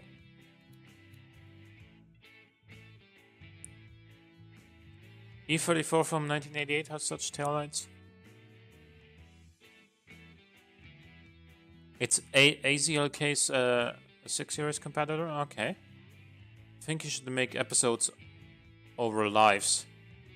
It's a PG Hellcat 506. I should make Forza like actual episodes over lives. Okay, but at the same time, like, that's a pretty nice badge. At the same time, what was I gonna say? Like, I have a day-to-day job of Monday to Friday that goes until like 6 p.m. on Monday and Wednesday. Sorry, I have a course right afterwards, which is like an education to become a system administrator. So I don't really have much time throughout the week to make actual episodes. It's much more convenient for me to just, you know, stream 2 or 3 times a week and then upload that onto YouTube. So from a time management standpoint, this is much more convenient for me, and I feel like people are enjoying the automation streams as well. So we've got a 5-speed manual here with a geared limited slip diff. We have one. Wow, that's a lot of overdrive. We have sports tires all around, 285s on the rear in 1987. That's you wouldn't see that on many cars in 1987. Like, the only other car I can think of that definitely had 285mm rear tires in 1987 would be the Lamborghini Countach, but Maybe the Ferrari F40 as well, but apart from that, like, that's supercar kind of stuff. The brakes are gigantic.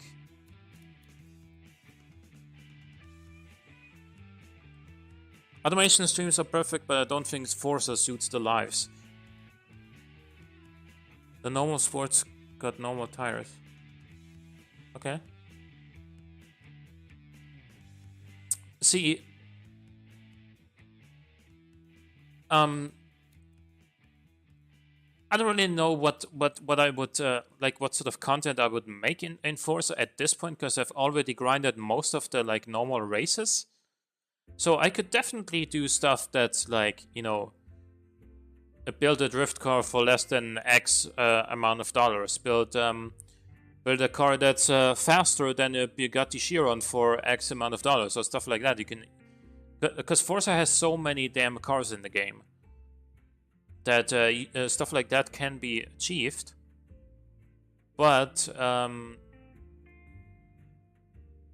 like grinding Forza races, I don't think that's gonna get a whole lot of views, because it's just not that exciting.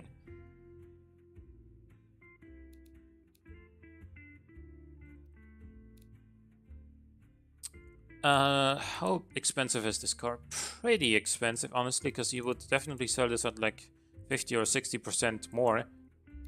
So this is fairly expensive in 1987. Sure, it's not Ferrari price level, but it's also not Ferrari performance level.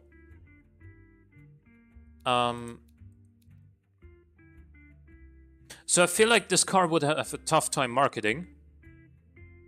6 Series wasn't cheap either, that's correct, but the 6 Series was more comfortable, and it had a and it had an inline 6, I guess.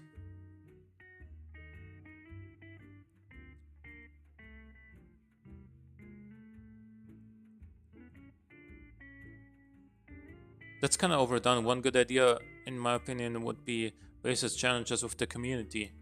Yeah, I would like to do that, but at the same time, I'm really only available. I'm really only available on the weekends, and if I'm gonna do recorded episodes, I'd have to like record the Forza content before the actual stream on the weekends. So for practicality reasons, I don't, like, that's just not. That's not very convenient. It's kind of a kind of more. It kind of takes more time than I feel like I would have available.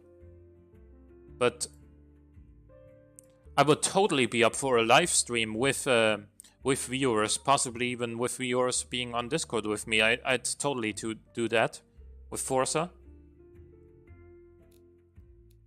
But not that many people seemed interested in that.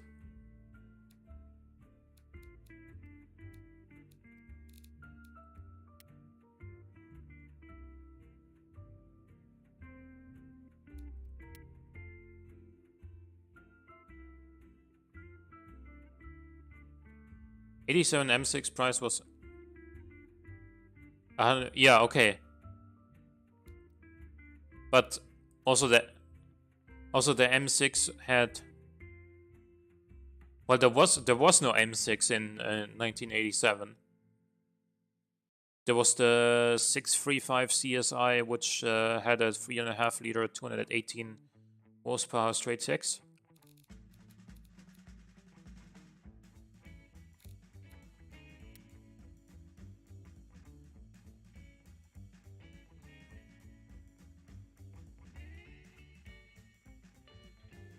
The GAC is a Mercedes competitor, the S-Class. Okay. That's in the year 2000, okay. I like the front end, pretty simple, but effective. Same as the rear end. There was in the US. You guys got a... How is that possible that you guys got an M6 in the 80s and we didn't, even though it, you know, it was most likely produced here. I don't know, maybe it was produced in a US BMW factory, so fair enough, but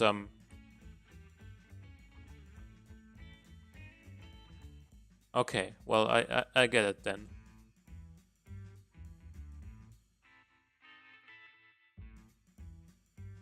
Anyway, M635 CSI in Europe. E60 M5 was sold with a manual only in the US. What is your name in Discord? Tom Hanks. Can anyone please post a Discord invite link?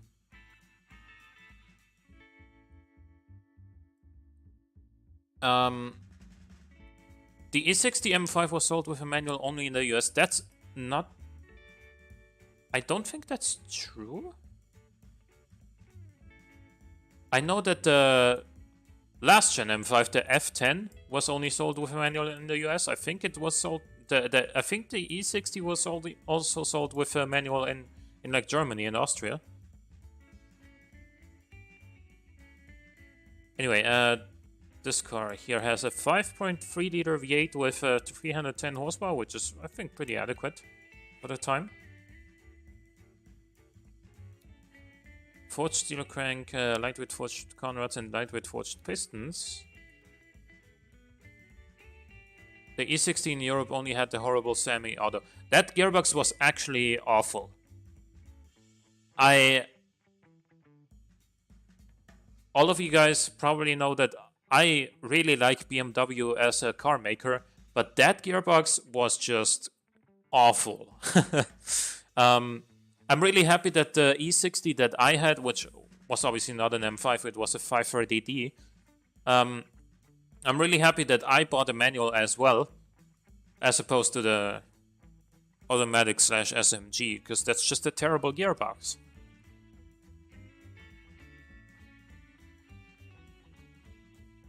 Oh, the GS6 53DZ. I don't know what you mean with that. 5.3 liter dual overhead cam, 4 valves per cylinder. 530D's gearbox, okay. See, I've never been into the code names for the gearboxes on BMWs.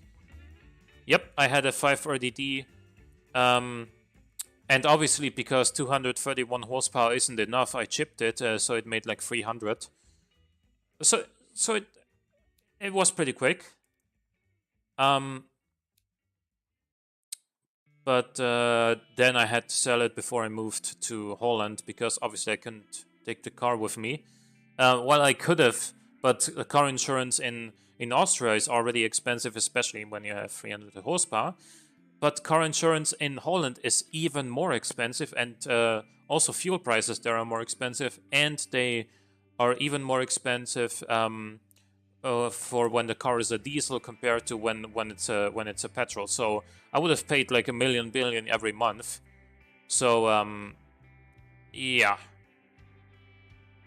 Holland sucks for car enthusiasts. Yep, it does. Unless you buy a Lotus Elise, which only makes like 136 horsepower in its base version today. But it's still quick and very nimble, of course, because it's a Lotus. And it's extremely light. My car is a shitty Punto with 69 horsepower and pretty much the torque of a squirrel, but that's the most I can drive in Italy for my first year of driving. Yeah, man. I've heard about that. Italy is really strict when it comes to what you can drive if you're a new driver.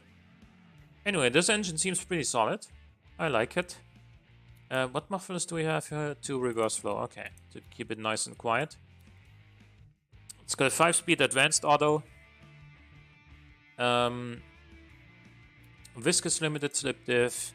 Medium tires, 275s on the rear and 265s on the front. Should actually handle it decently well. I'm gonna get an E34 520i with the M50 engine for my first car. That's a good choice, although You know, with the E34, it's an old car. You really gotta find one that's well maintained as opposed to one that's, you know, kind of a wreck. So I feel like I just got stuck in a room full of BMW fans. See,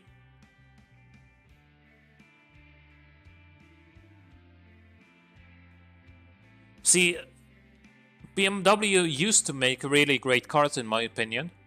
Italy is the worst. Taxes are based on the power of the car. My dad has the new 540D, but it's a 249 horsepower version. Because above 250 horsepower, you pay crazy money. Yeah. So 15 horsepower more, it would be around 400 euros more each year. Damn.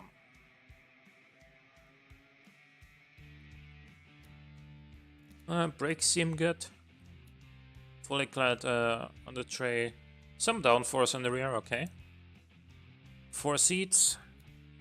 Only premium CD player, huh? Saving costs, are we? In an S-Class competitor? Electric power steering. And then advanced safety. Looks a bit oversteerish. Ah, I don't think so. I mean, oh, wow, the front sway bars are stiff. You know what, it could actually oversteer quite a bit. But we'll check it out.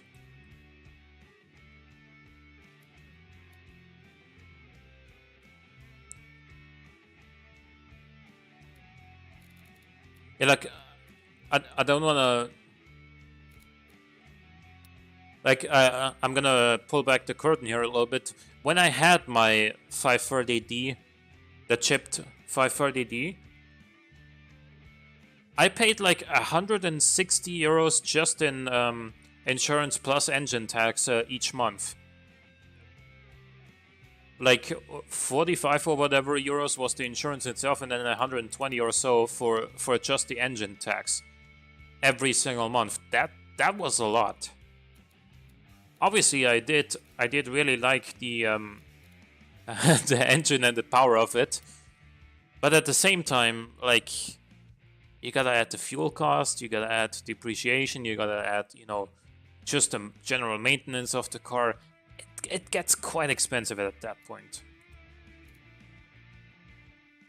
Here's the Marston supercar, which is not a supercar, of course. I do really like the rear end design. Good job on that one. Color is very nice. Front end design is also decent, very elegant. Not too fancy, but it works.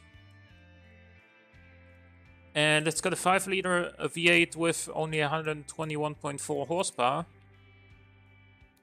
All the torque is like at 1400 RPM. In Bulgaria, over 100 horsepower, you pay triple Lux car tax, they call it. But so 85 euros for 150 horsepower, 30-year-old car isn't that much. Yeah, true. I'm from Chile and we got no BRZ.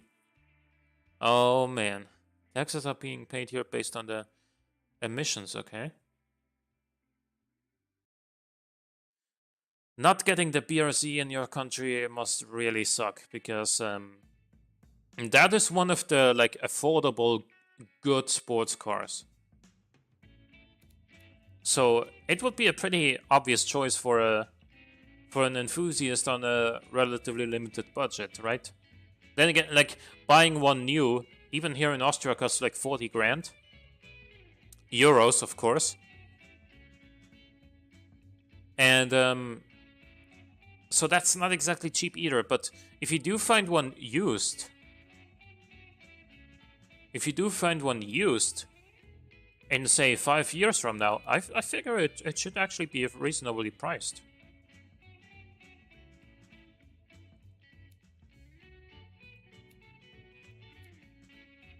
Multi-point injection on this one, running on 91 run fuel.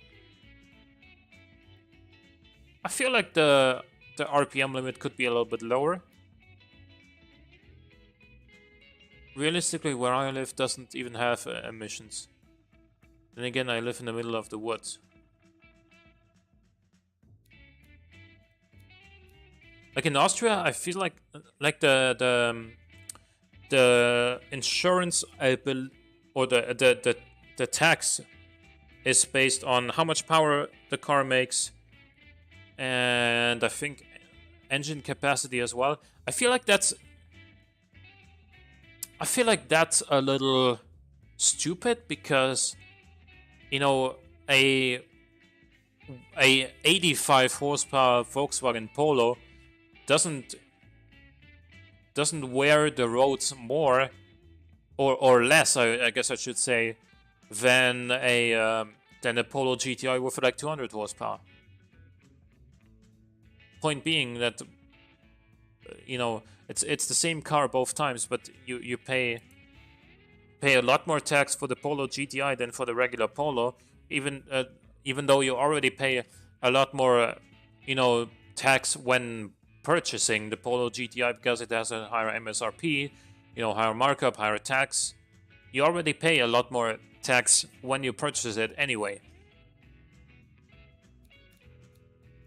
Here we have a 4-speed advanced automatic, an open diff, medium tires, 235s all around. We got alloy rims, we got vent discs all around. We got no under tray, 4 seats, luxury interior, variable hydraulic power steering, advanced safeties, and then hydro pneumatic springs. That's about how you should set up a luxury car, of course.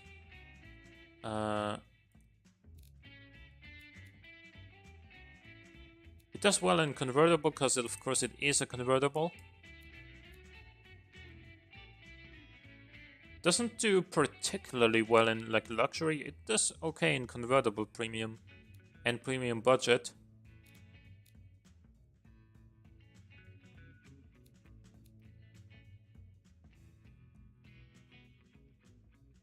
Government, you should give us money because we want your money. My car's link was sent to Discord.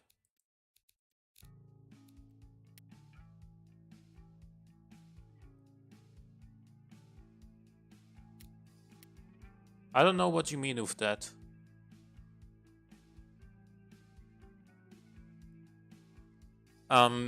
Cause you how the way you submit cars here on Discord is you go to the main menu of the sandbox, like this screen right here. You select your car, you hit this button, and then it tells you where it saves it, and you just grab that file, drag it into Discord, and then it's submitted.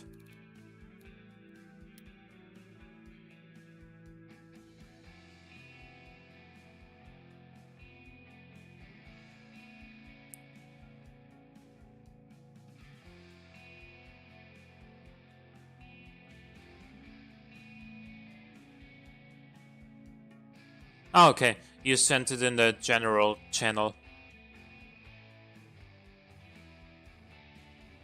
I didn't download the lawnmower yet, no.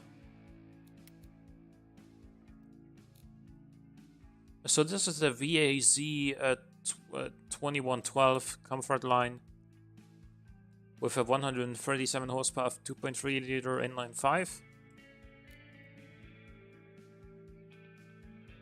It does look like the engine could rev higher than 6500 RPM.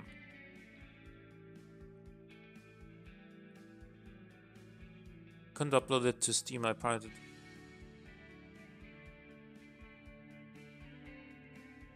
This is a Lada, okay? No, it's okay.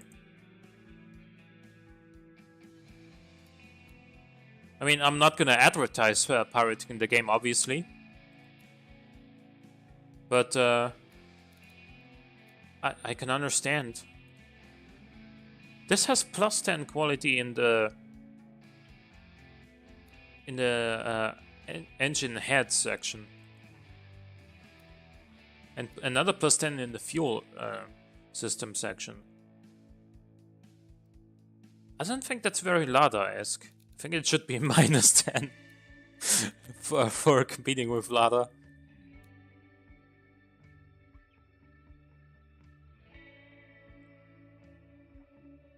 No.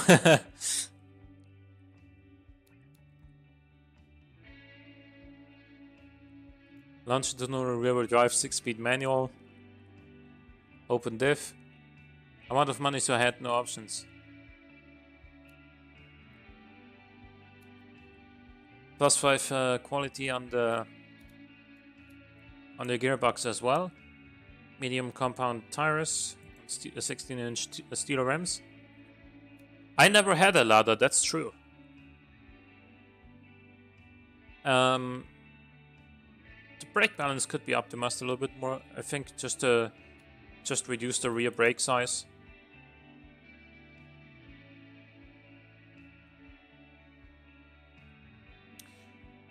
Yeah, you know, Mario, I think you should... I recommend buying automation once you have the $26 or whatever it costs on Steam. Simply because, you know, for one, you're gonna get all of the updates, and for two, it's all gonna, like, everything is just gonna work, you know? Like with pirated copies, oftentimes you... the export feature might not work, or importing a car from a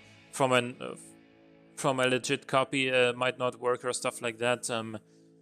Just for that kind of stuff, or especially if you have BeamNG.drive and the car files come from, you know, a pirated version of automation, then exporting them to BeamNG might not work, or stuff like that. It's just, yeah. Like, I can totally understand that I've been there, man. I've been there where I didn't have money to buy a new game. Luckily, at the moment, I'm not in that position anymore. But I don't know. Things could change, of course. I can totally relate, nonetheless. And things have been different in the past. Anyway, how's this car do? Not particularly well in any of the markets here, really. 76 is the highest score. It uses quite a bit of fuel, considering that it only has 137 horsepower.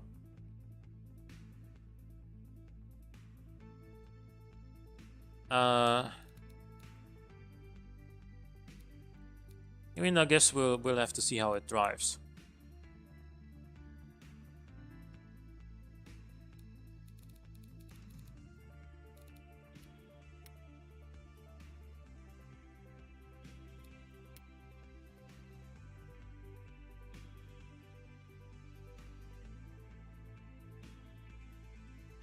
I don't know why, but I doubt the 2-liter Golf from 95 used less.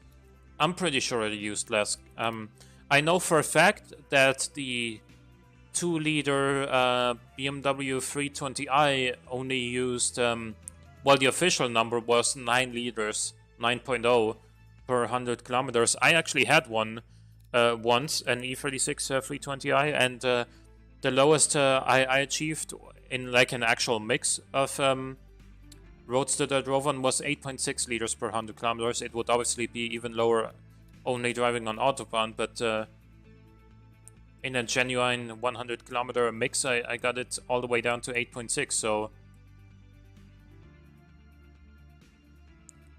Yeah, this is a cheapo car. It looks like one too. It actually looks like an Opel Corsa from the time. Get a good test track. I don't have any mods installed for BeamNG apart from, well, obviously the cars that I export from automation.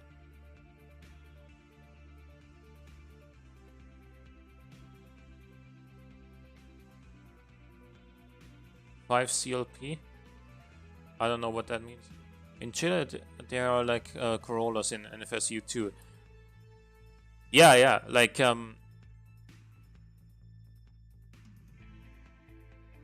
it's got a 2.4 liter engine, 101 horsepower. Round about what you'd expect on a cheap car like this from a 2.4 liter engine, I think. Like what I'm getting at this in this price class, this has about the same sort of horsepower per liter that you would expect. from similarly priced cars. It's a good engine tune. Helps the fuel economy by being torquey down low.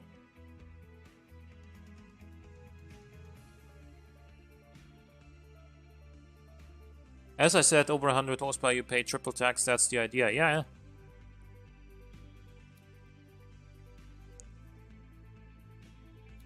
-1 quality on the exhaust, that's fine. 5-speed manual, it's rear-wheel drive as well. I feel like this one could definitely be front-wheel drive too. Like just make it transverse engine front-wheel drive, or you can even go longitudinal front-wheel drive. I feel like this car just would probably be much better as a front-wheel drive car. Front-wheel drive sucks. Yeah, I'm surprised it's not front-wheel drive either.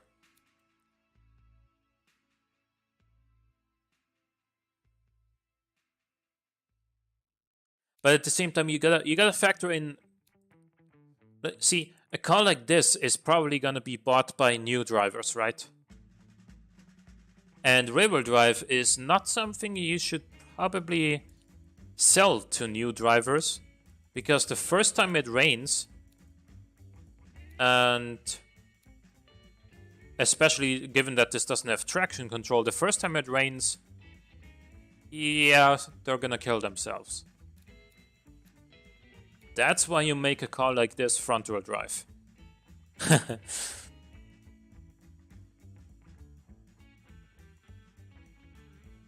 Front-wheel drive means cost-cutting. Cost-cutting means you don't care about what you make, but only money.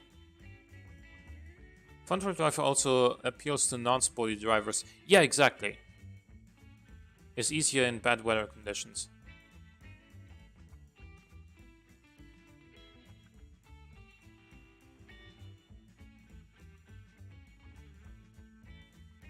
Civic type RNIBBA? I don't understand that.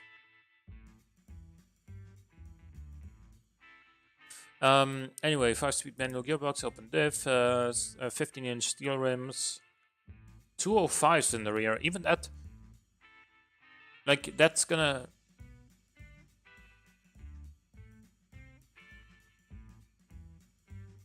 Like, this is just not the sort of tire setup you would find on a cheap car. You would have equally sized tires of all around.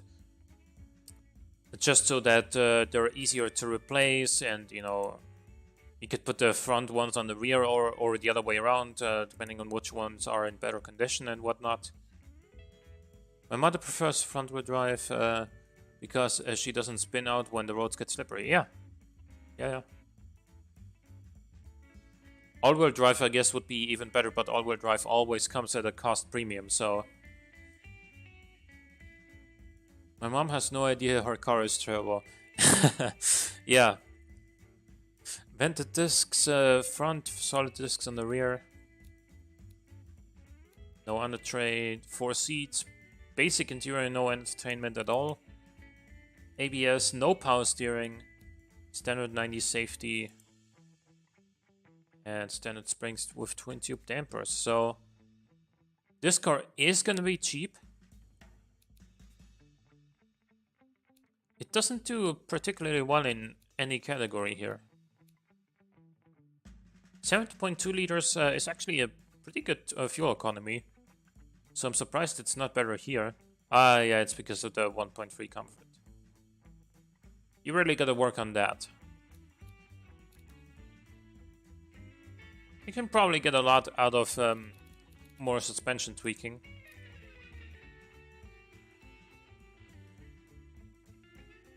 It's an 18 grand kind of fun budget. A lot of sporty car drivers don't care about wheels or driven. They just want a sports car. Look at the Hyundai Tiburon, multiple Civics. Lots of quote-unquote sporty cars are sold that were front-wheel drive. Yeah, Focus as well is a good example. The Grand Carnival CRDI weighs over 2 tons.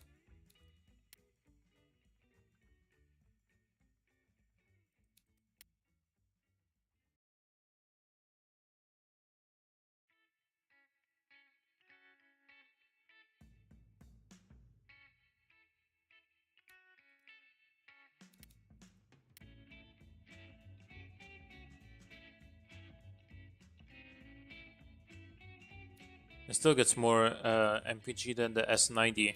Yep. The S90 is... the ZIL is a presidential guide. It's not got to be cheap. Okay. Oh, okay, I see what you mean there.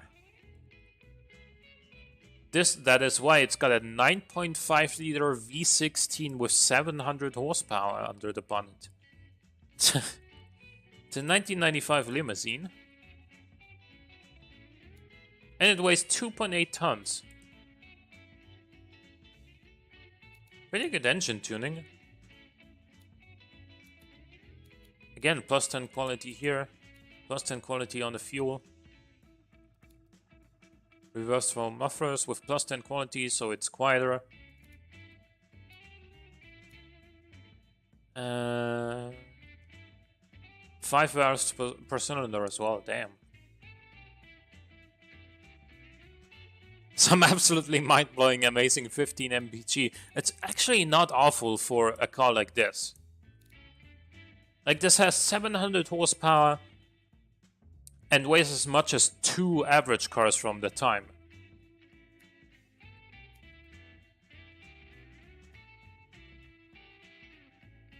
.2 seconds 0 to 100. It's got armor. Yeah, I believe it.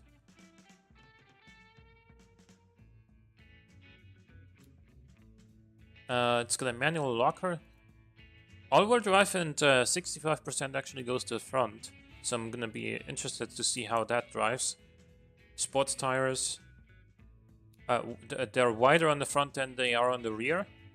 Because we also have more power sent to the front.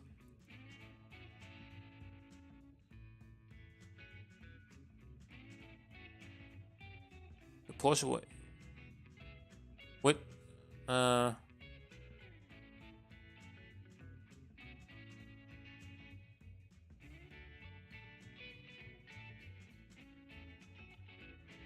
Ah, okay. It was a Porsche, okay. Porsche S90, okay. I like this car, it reminds me of my long heart. Yeah. This is a luxury premium car, obviously. 87.7 comfort, 100.7 prestige. The most massive of brakes that you'll probably ever see.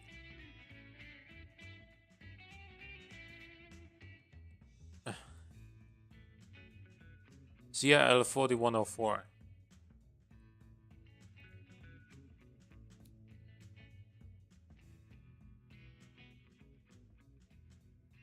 Handmade interior luxury CD. Just go to BeamNG, okay?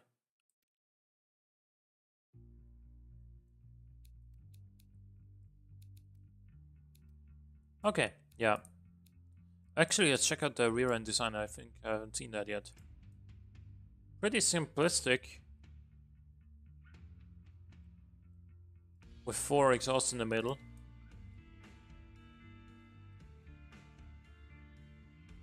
Okay.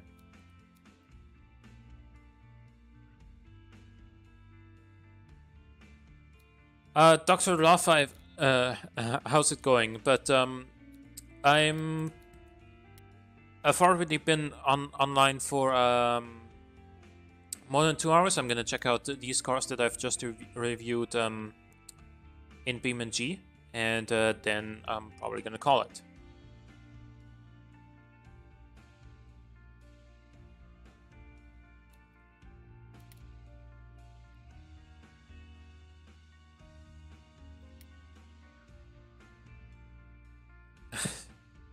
Made it especially for you.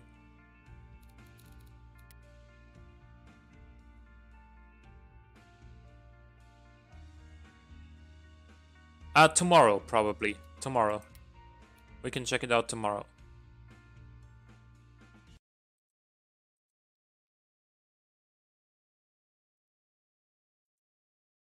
Gonna switch over to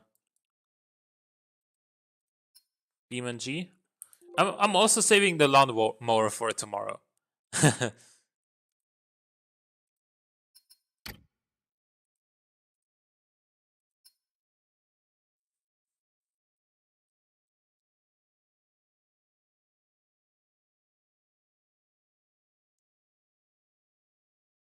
No to civics. Tomorrow, urge to build Trabant lawnmowers increases. Trabant lawnmowers, oh goodness.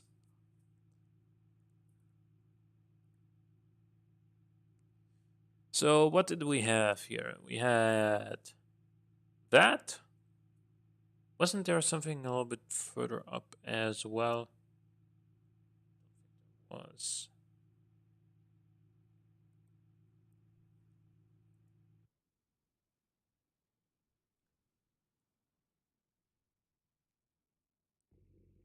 oh ACL? Yeah. Okay.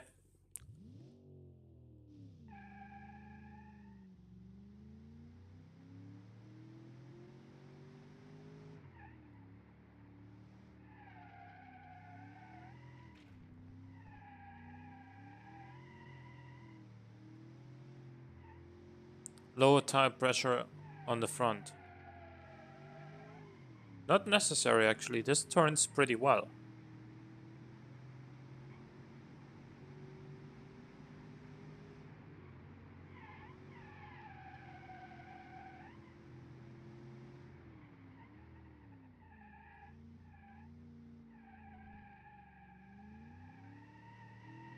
I made the BMW M5 E60 with the NA V10. It took me so fucking long to make that my take went up. So it obviously your well your thing obviously got hard when you heard that V10 engine sound, right? But because it took so long to make the actual car, it got numb after a while. So I don't know if it stays that way for 4 hours. Of course, you can see a doctor.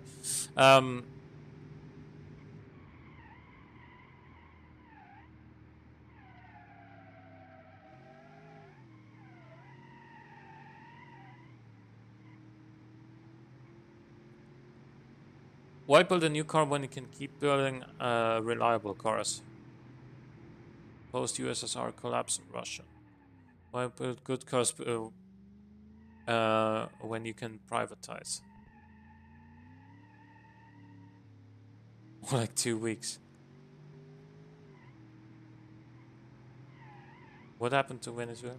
I like to cars because they are simple. Then they are mostly rear drive, which means you can easily swap the engine. Yeah, yeah. Like that's one of the benefits of having the engine in a longitudinal placement is that it's easier to work on. There's a 2004 with 250 plus horsepower. Okay.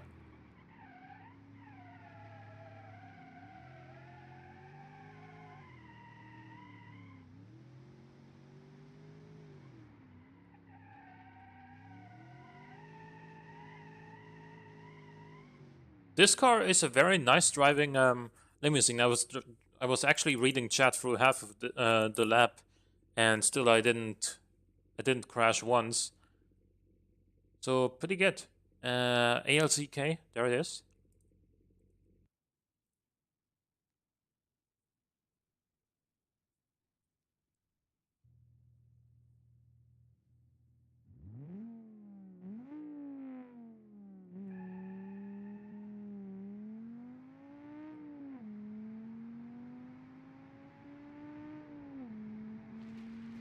Yeah, just swap the engine and the front axle.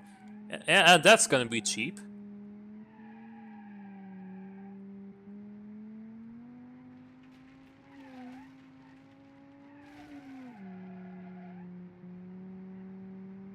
This also sticks to the road. It doesn't get unsettled at all. I was actually expecting this to be maybe a little bit quicker with 240 horsepower.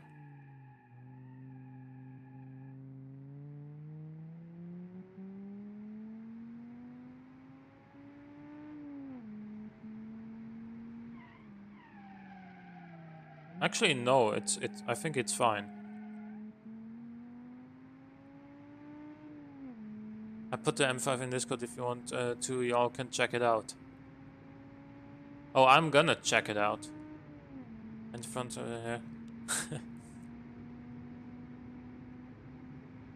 It's too peaky. You have to push it to high RPMs. Whoa, whoa, whoa, what's that? High speed oversteer? That doesn't happen very often. Like, oftentimes in the slingshot, most cars actually understeer. So there's probably something wrong with the, like, tire setup. Front tires are too wide, or rear too narrow, or anything along those lines. Or it could maybe use a little bit of downforce on the rear. No aero, but it didn't do that to me, never. Okay.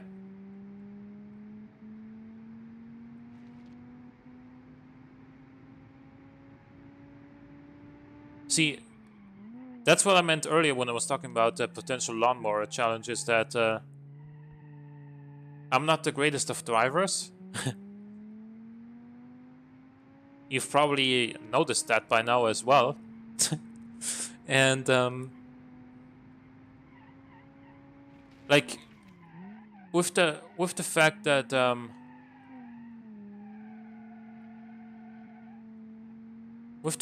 the lawnmowers are obviously going to be tiny. Guess this car is actively trying to kill Tom. I've had much worse. I've had much worse than this.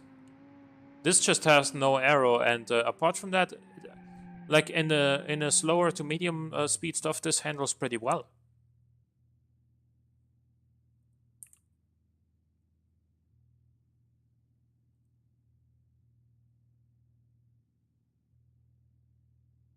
What else? What next do we have? We have the Marston Super. You want to drift? Take the ZIL and lock the diffs. Yeah, I can imagine. Handbrake in a turn with an open diff front wheel drive. I need to set up my hotkeys in BeamNG so that I can actually have a button for the handbrake on my controller.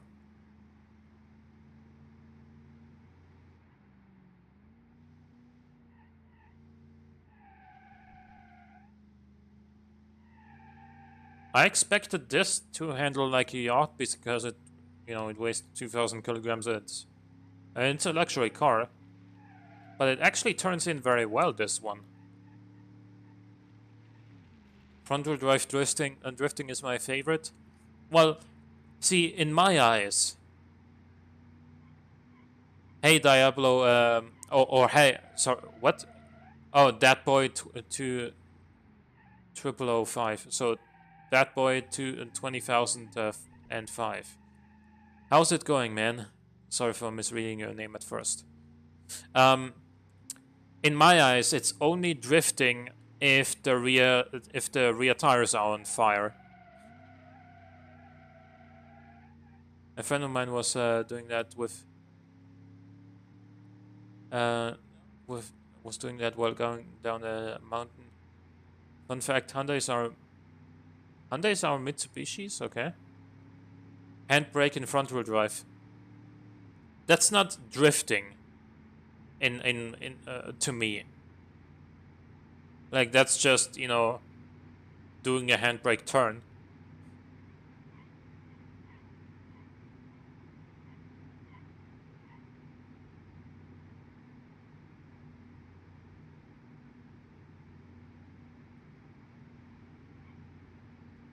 It's not power sliding either, yeah.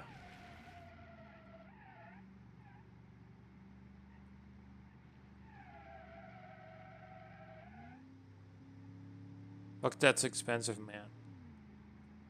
You know what a set of tires costs? ABS, the perfect car test. Go full front and reverse, and then do a 180. So you mean like a J turn?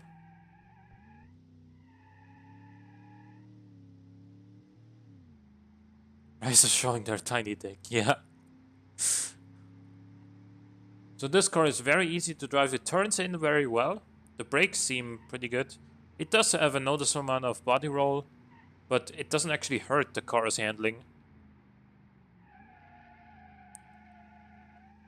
The one thing you do notice about this, of course, is the lack of horsepower, but it's not bad because this is a like a luxury yacht. It doesn't need to be fast.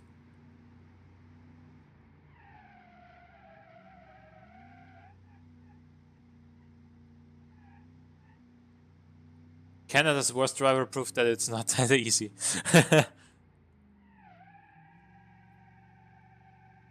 Canada's worst driver, yeah. I mean, obviously he can he can prove that going in a straight line ain't that easy as well.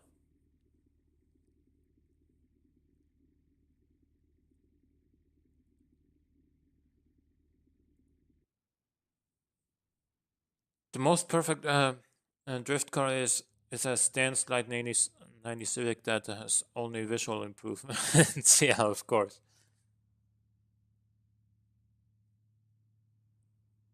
Yeah, do a J turn.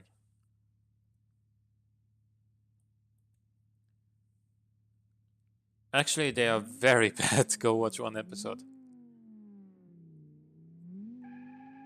Be warned, it's quite slow.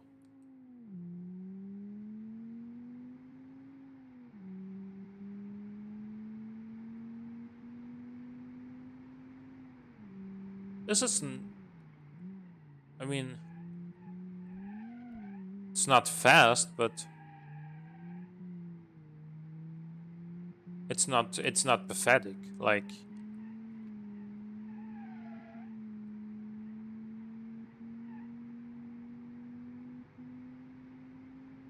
this is like an everyday drivable car. I feel like it has enough power for everyday driving, which I don't normally say about which I normally don't say about like cars that have like 80, 90 horsepower or something. Like in real life, if I'm gonna buy another car, it is gonna have 3-digit horsepowers because I cannot see myself driving anything with less than that. It's a golf competitor, yeah. I mean, it's not fast, but it's not really slow either.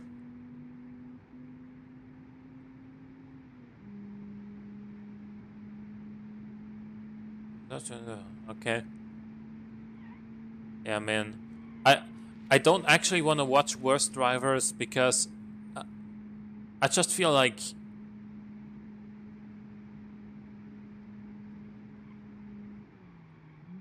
Porsche 356 Super 90 has 88 horsepower. See,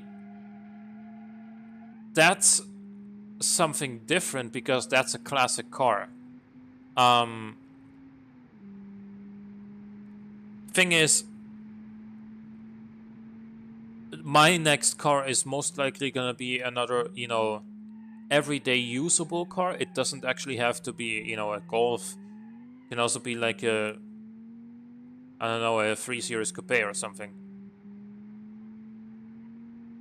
It can also be, I don't know. I would really love a Lotus Elise, but they're too expensive, even the used ones, man.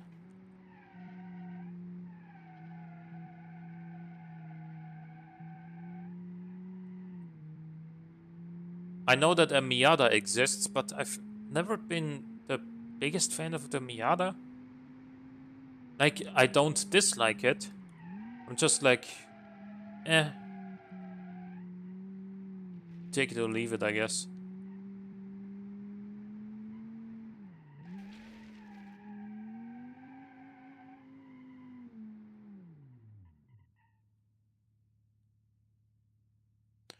Okay. We've driven this. It's fine. It's actually pretty good. Next up, the cheap car with a 2.4 liter engine, 101 horsepower, and rear-wheel drive in an Opel Corsa style package.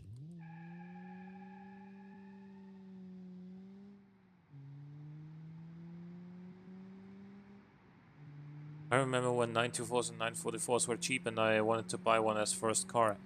Yeah, man. Okay, this car understeers hard.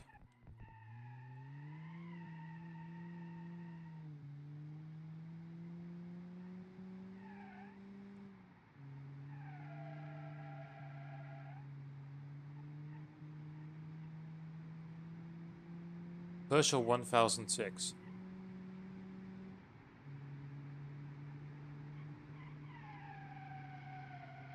French cars are the worst. Yeah, they probably are.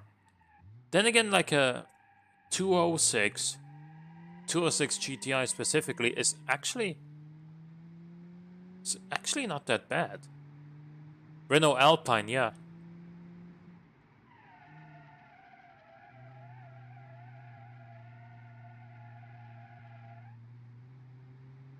I'd rather drive a knockoff Chinese Bentley. No, I wouldn't.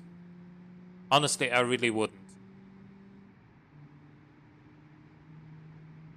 V06 with the 2-liter HDI is not bad. Yeah, yeah.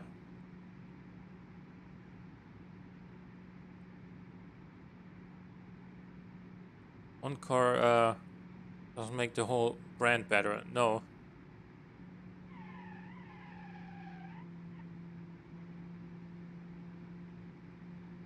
Car shame is the Citroen Cactus. Yeah.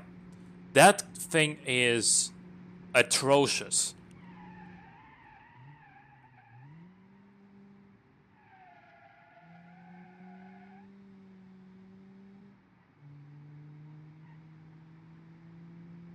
All I got Citroens.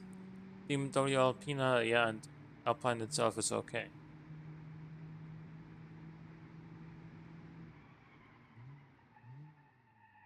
The Cactus is shit, yeah. This car reminds me of a pile of shit. Except it's yellow. So it's P, right?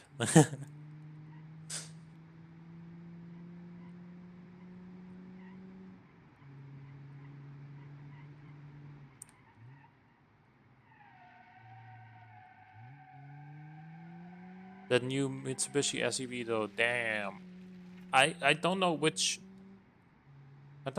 one you mean right now. BMW Alpina and Renault Alpine have nothing in common. That's 100% true.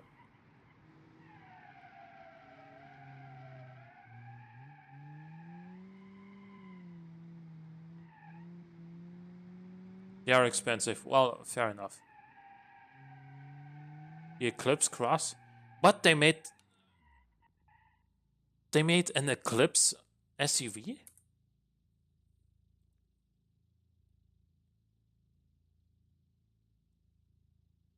Alpina is not a French tuner, if you will.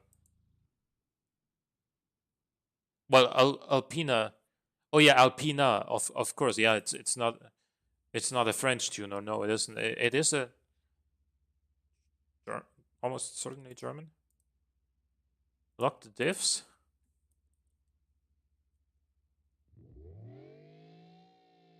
Alpine is not a like Renault Alpine is like a model name. Alpine is not like the factory tuner for Renault the same way that AMG would be like Mercedes tuner or something.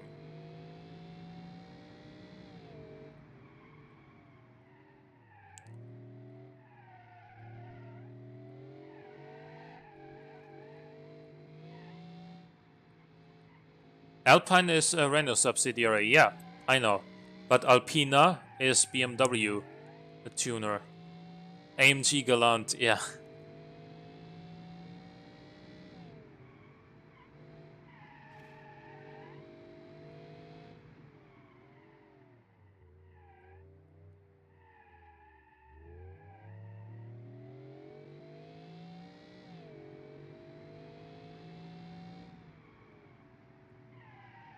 Want to hear a bad idea Peugeot crossover, aka Peugeot 3008? Dude, this car actually drives pretty well.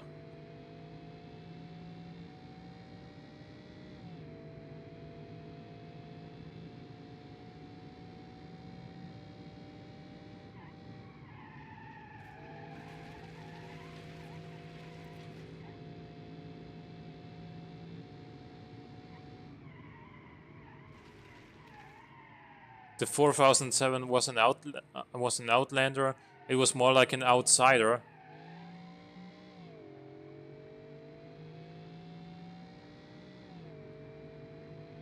But anyway,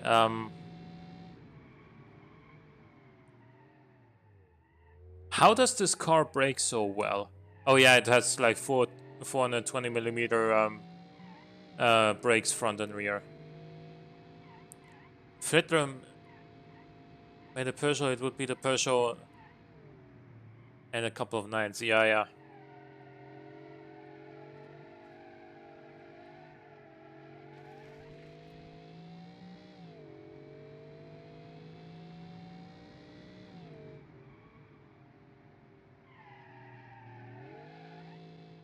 Fiddler made a Peugeot, it would be the Peugeot 1488.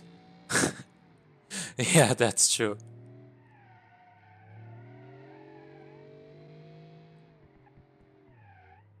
My mistake. Looking at chat, no, the 4007, the Citroen something, the Mitsu Outlander shared the same platform and some engines. Okay. It also had a 2-liter TDI. This car, man, this actually drives really well. It's fast. I don't know how good it's gonna be as a luxury car, but it's fast. It handles well, and I don't know. We could probably test drive this a little bit more, but I'm gonna leave it at that. Well done, actually tuning this car.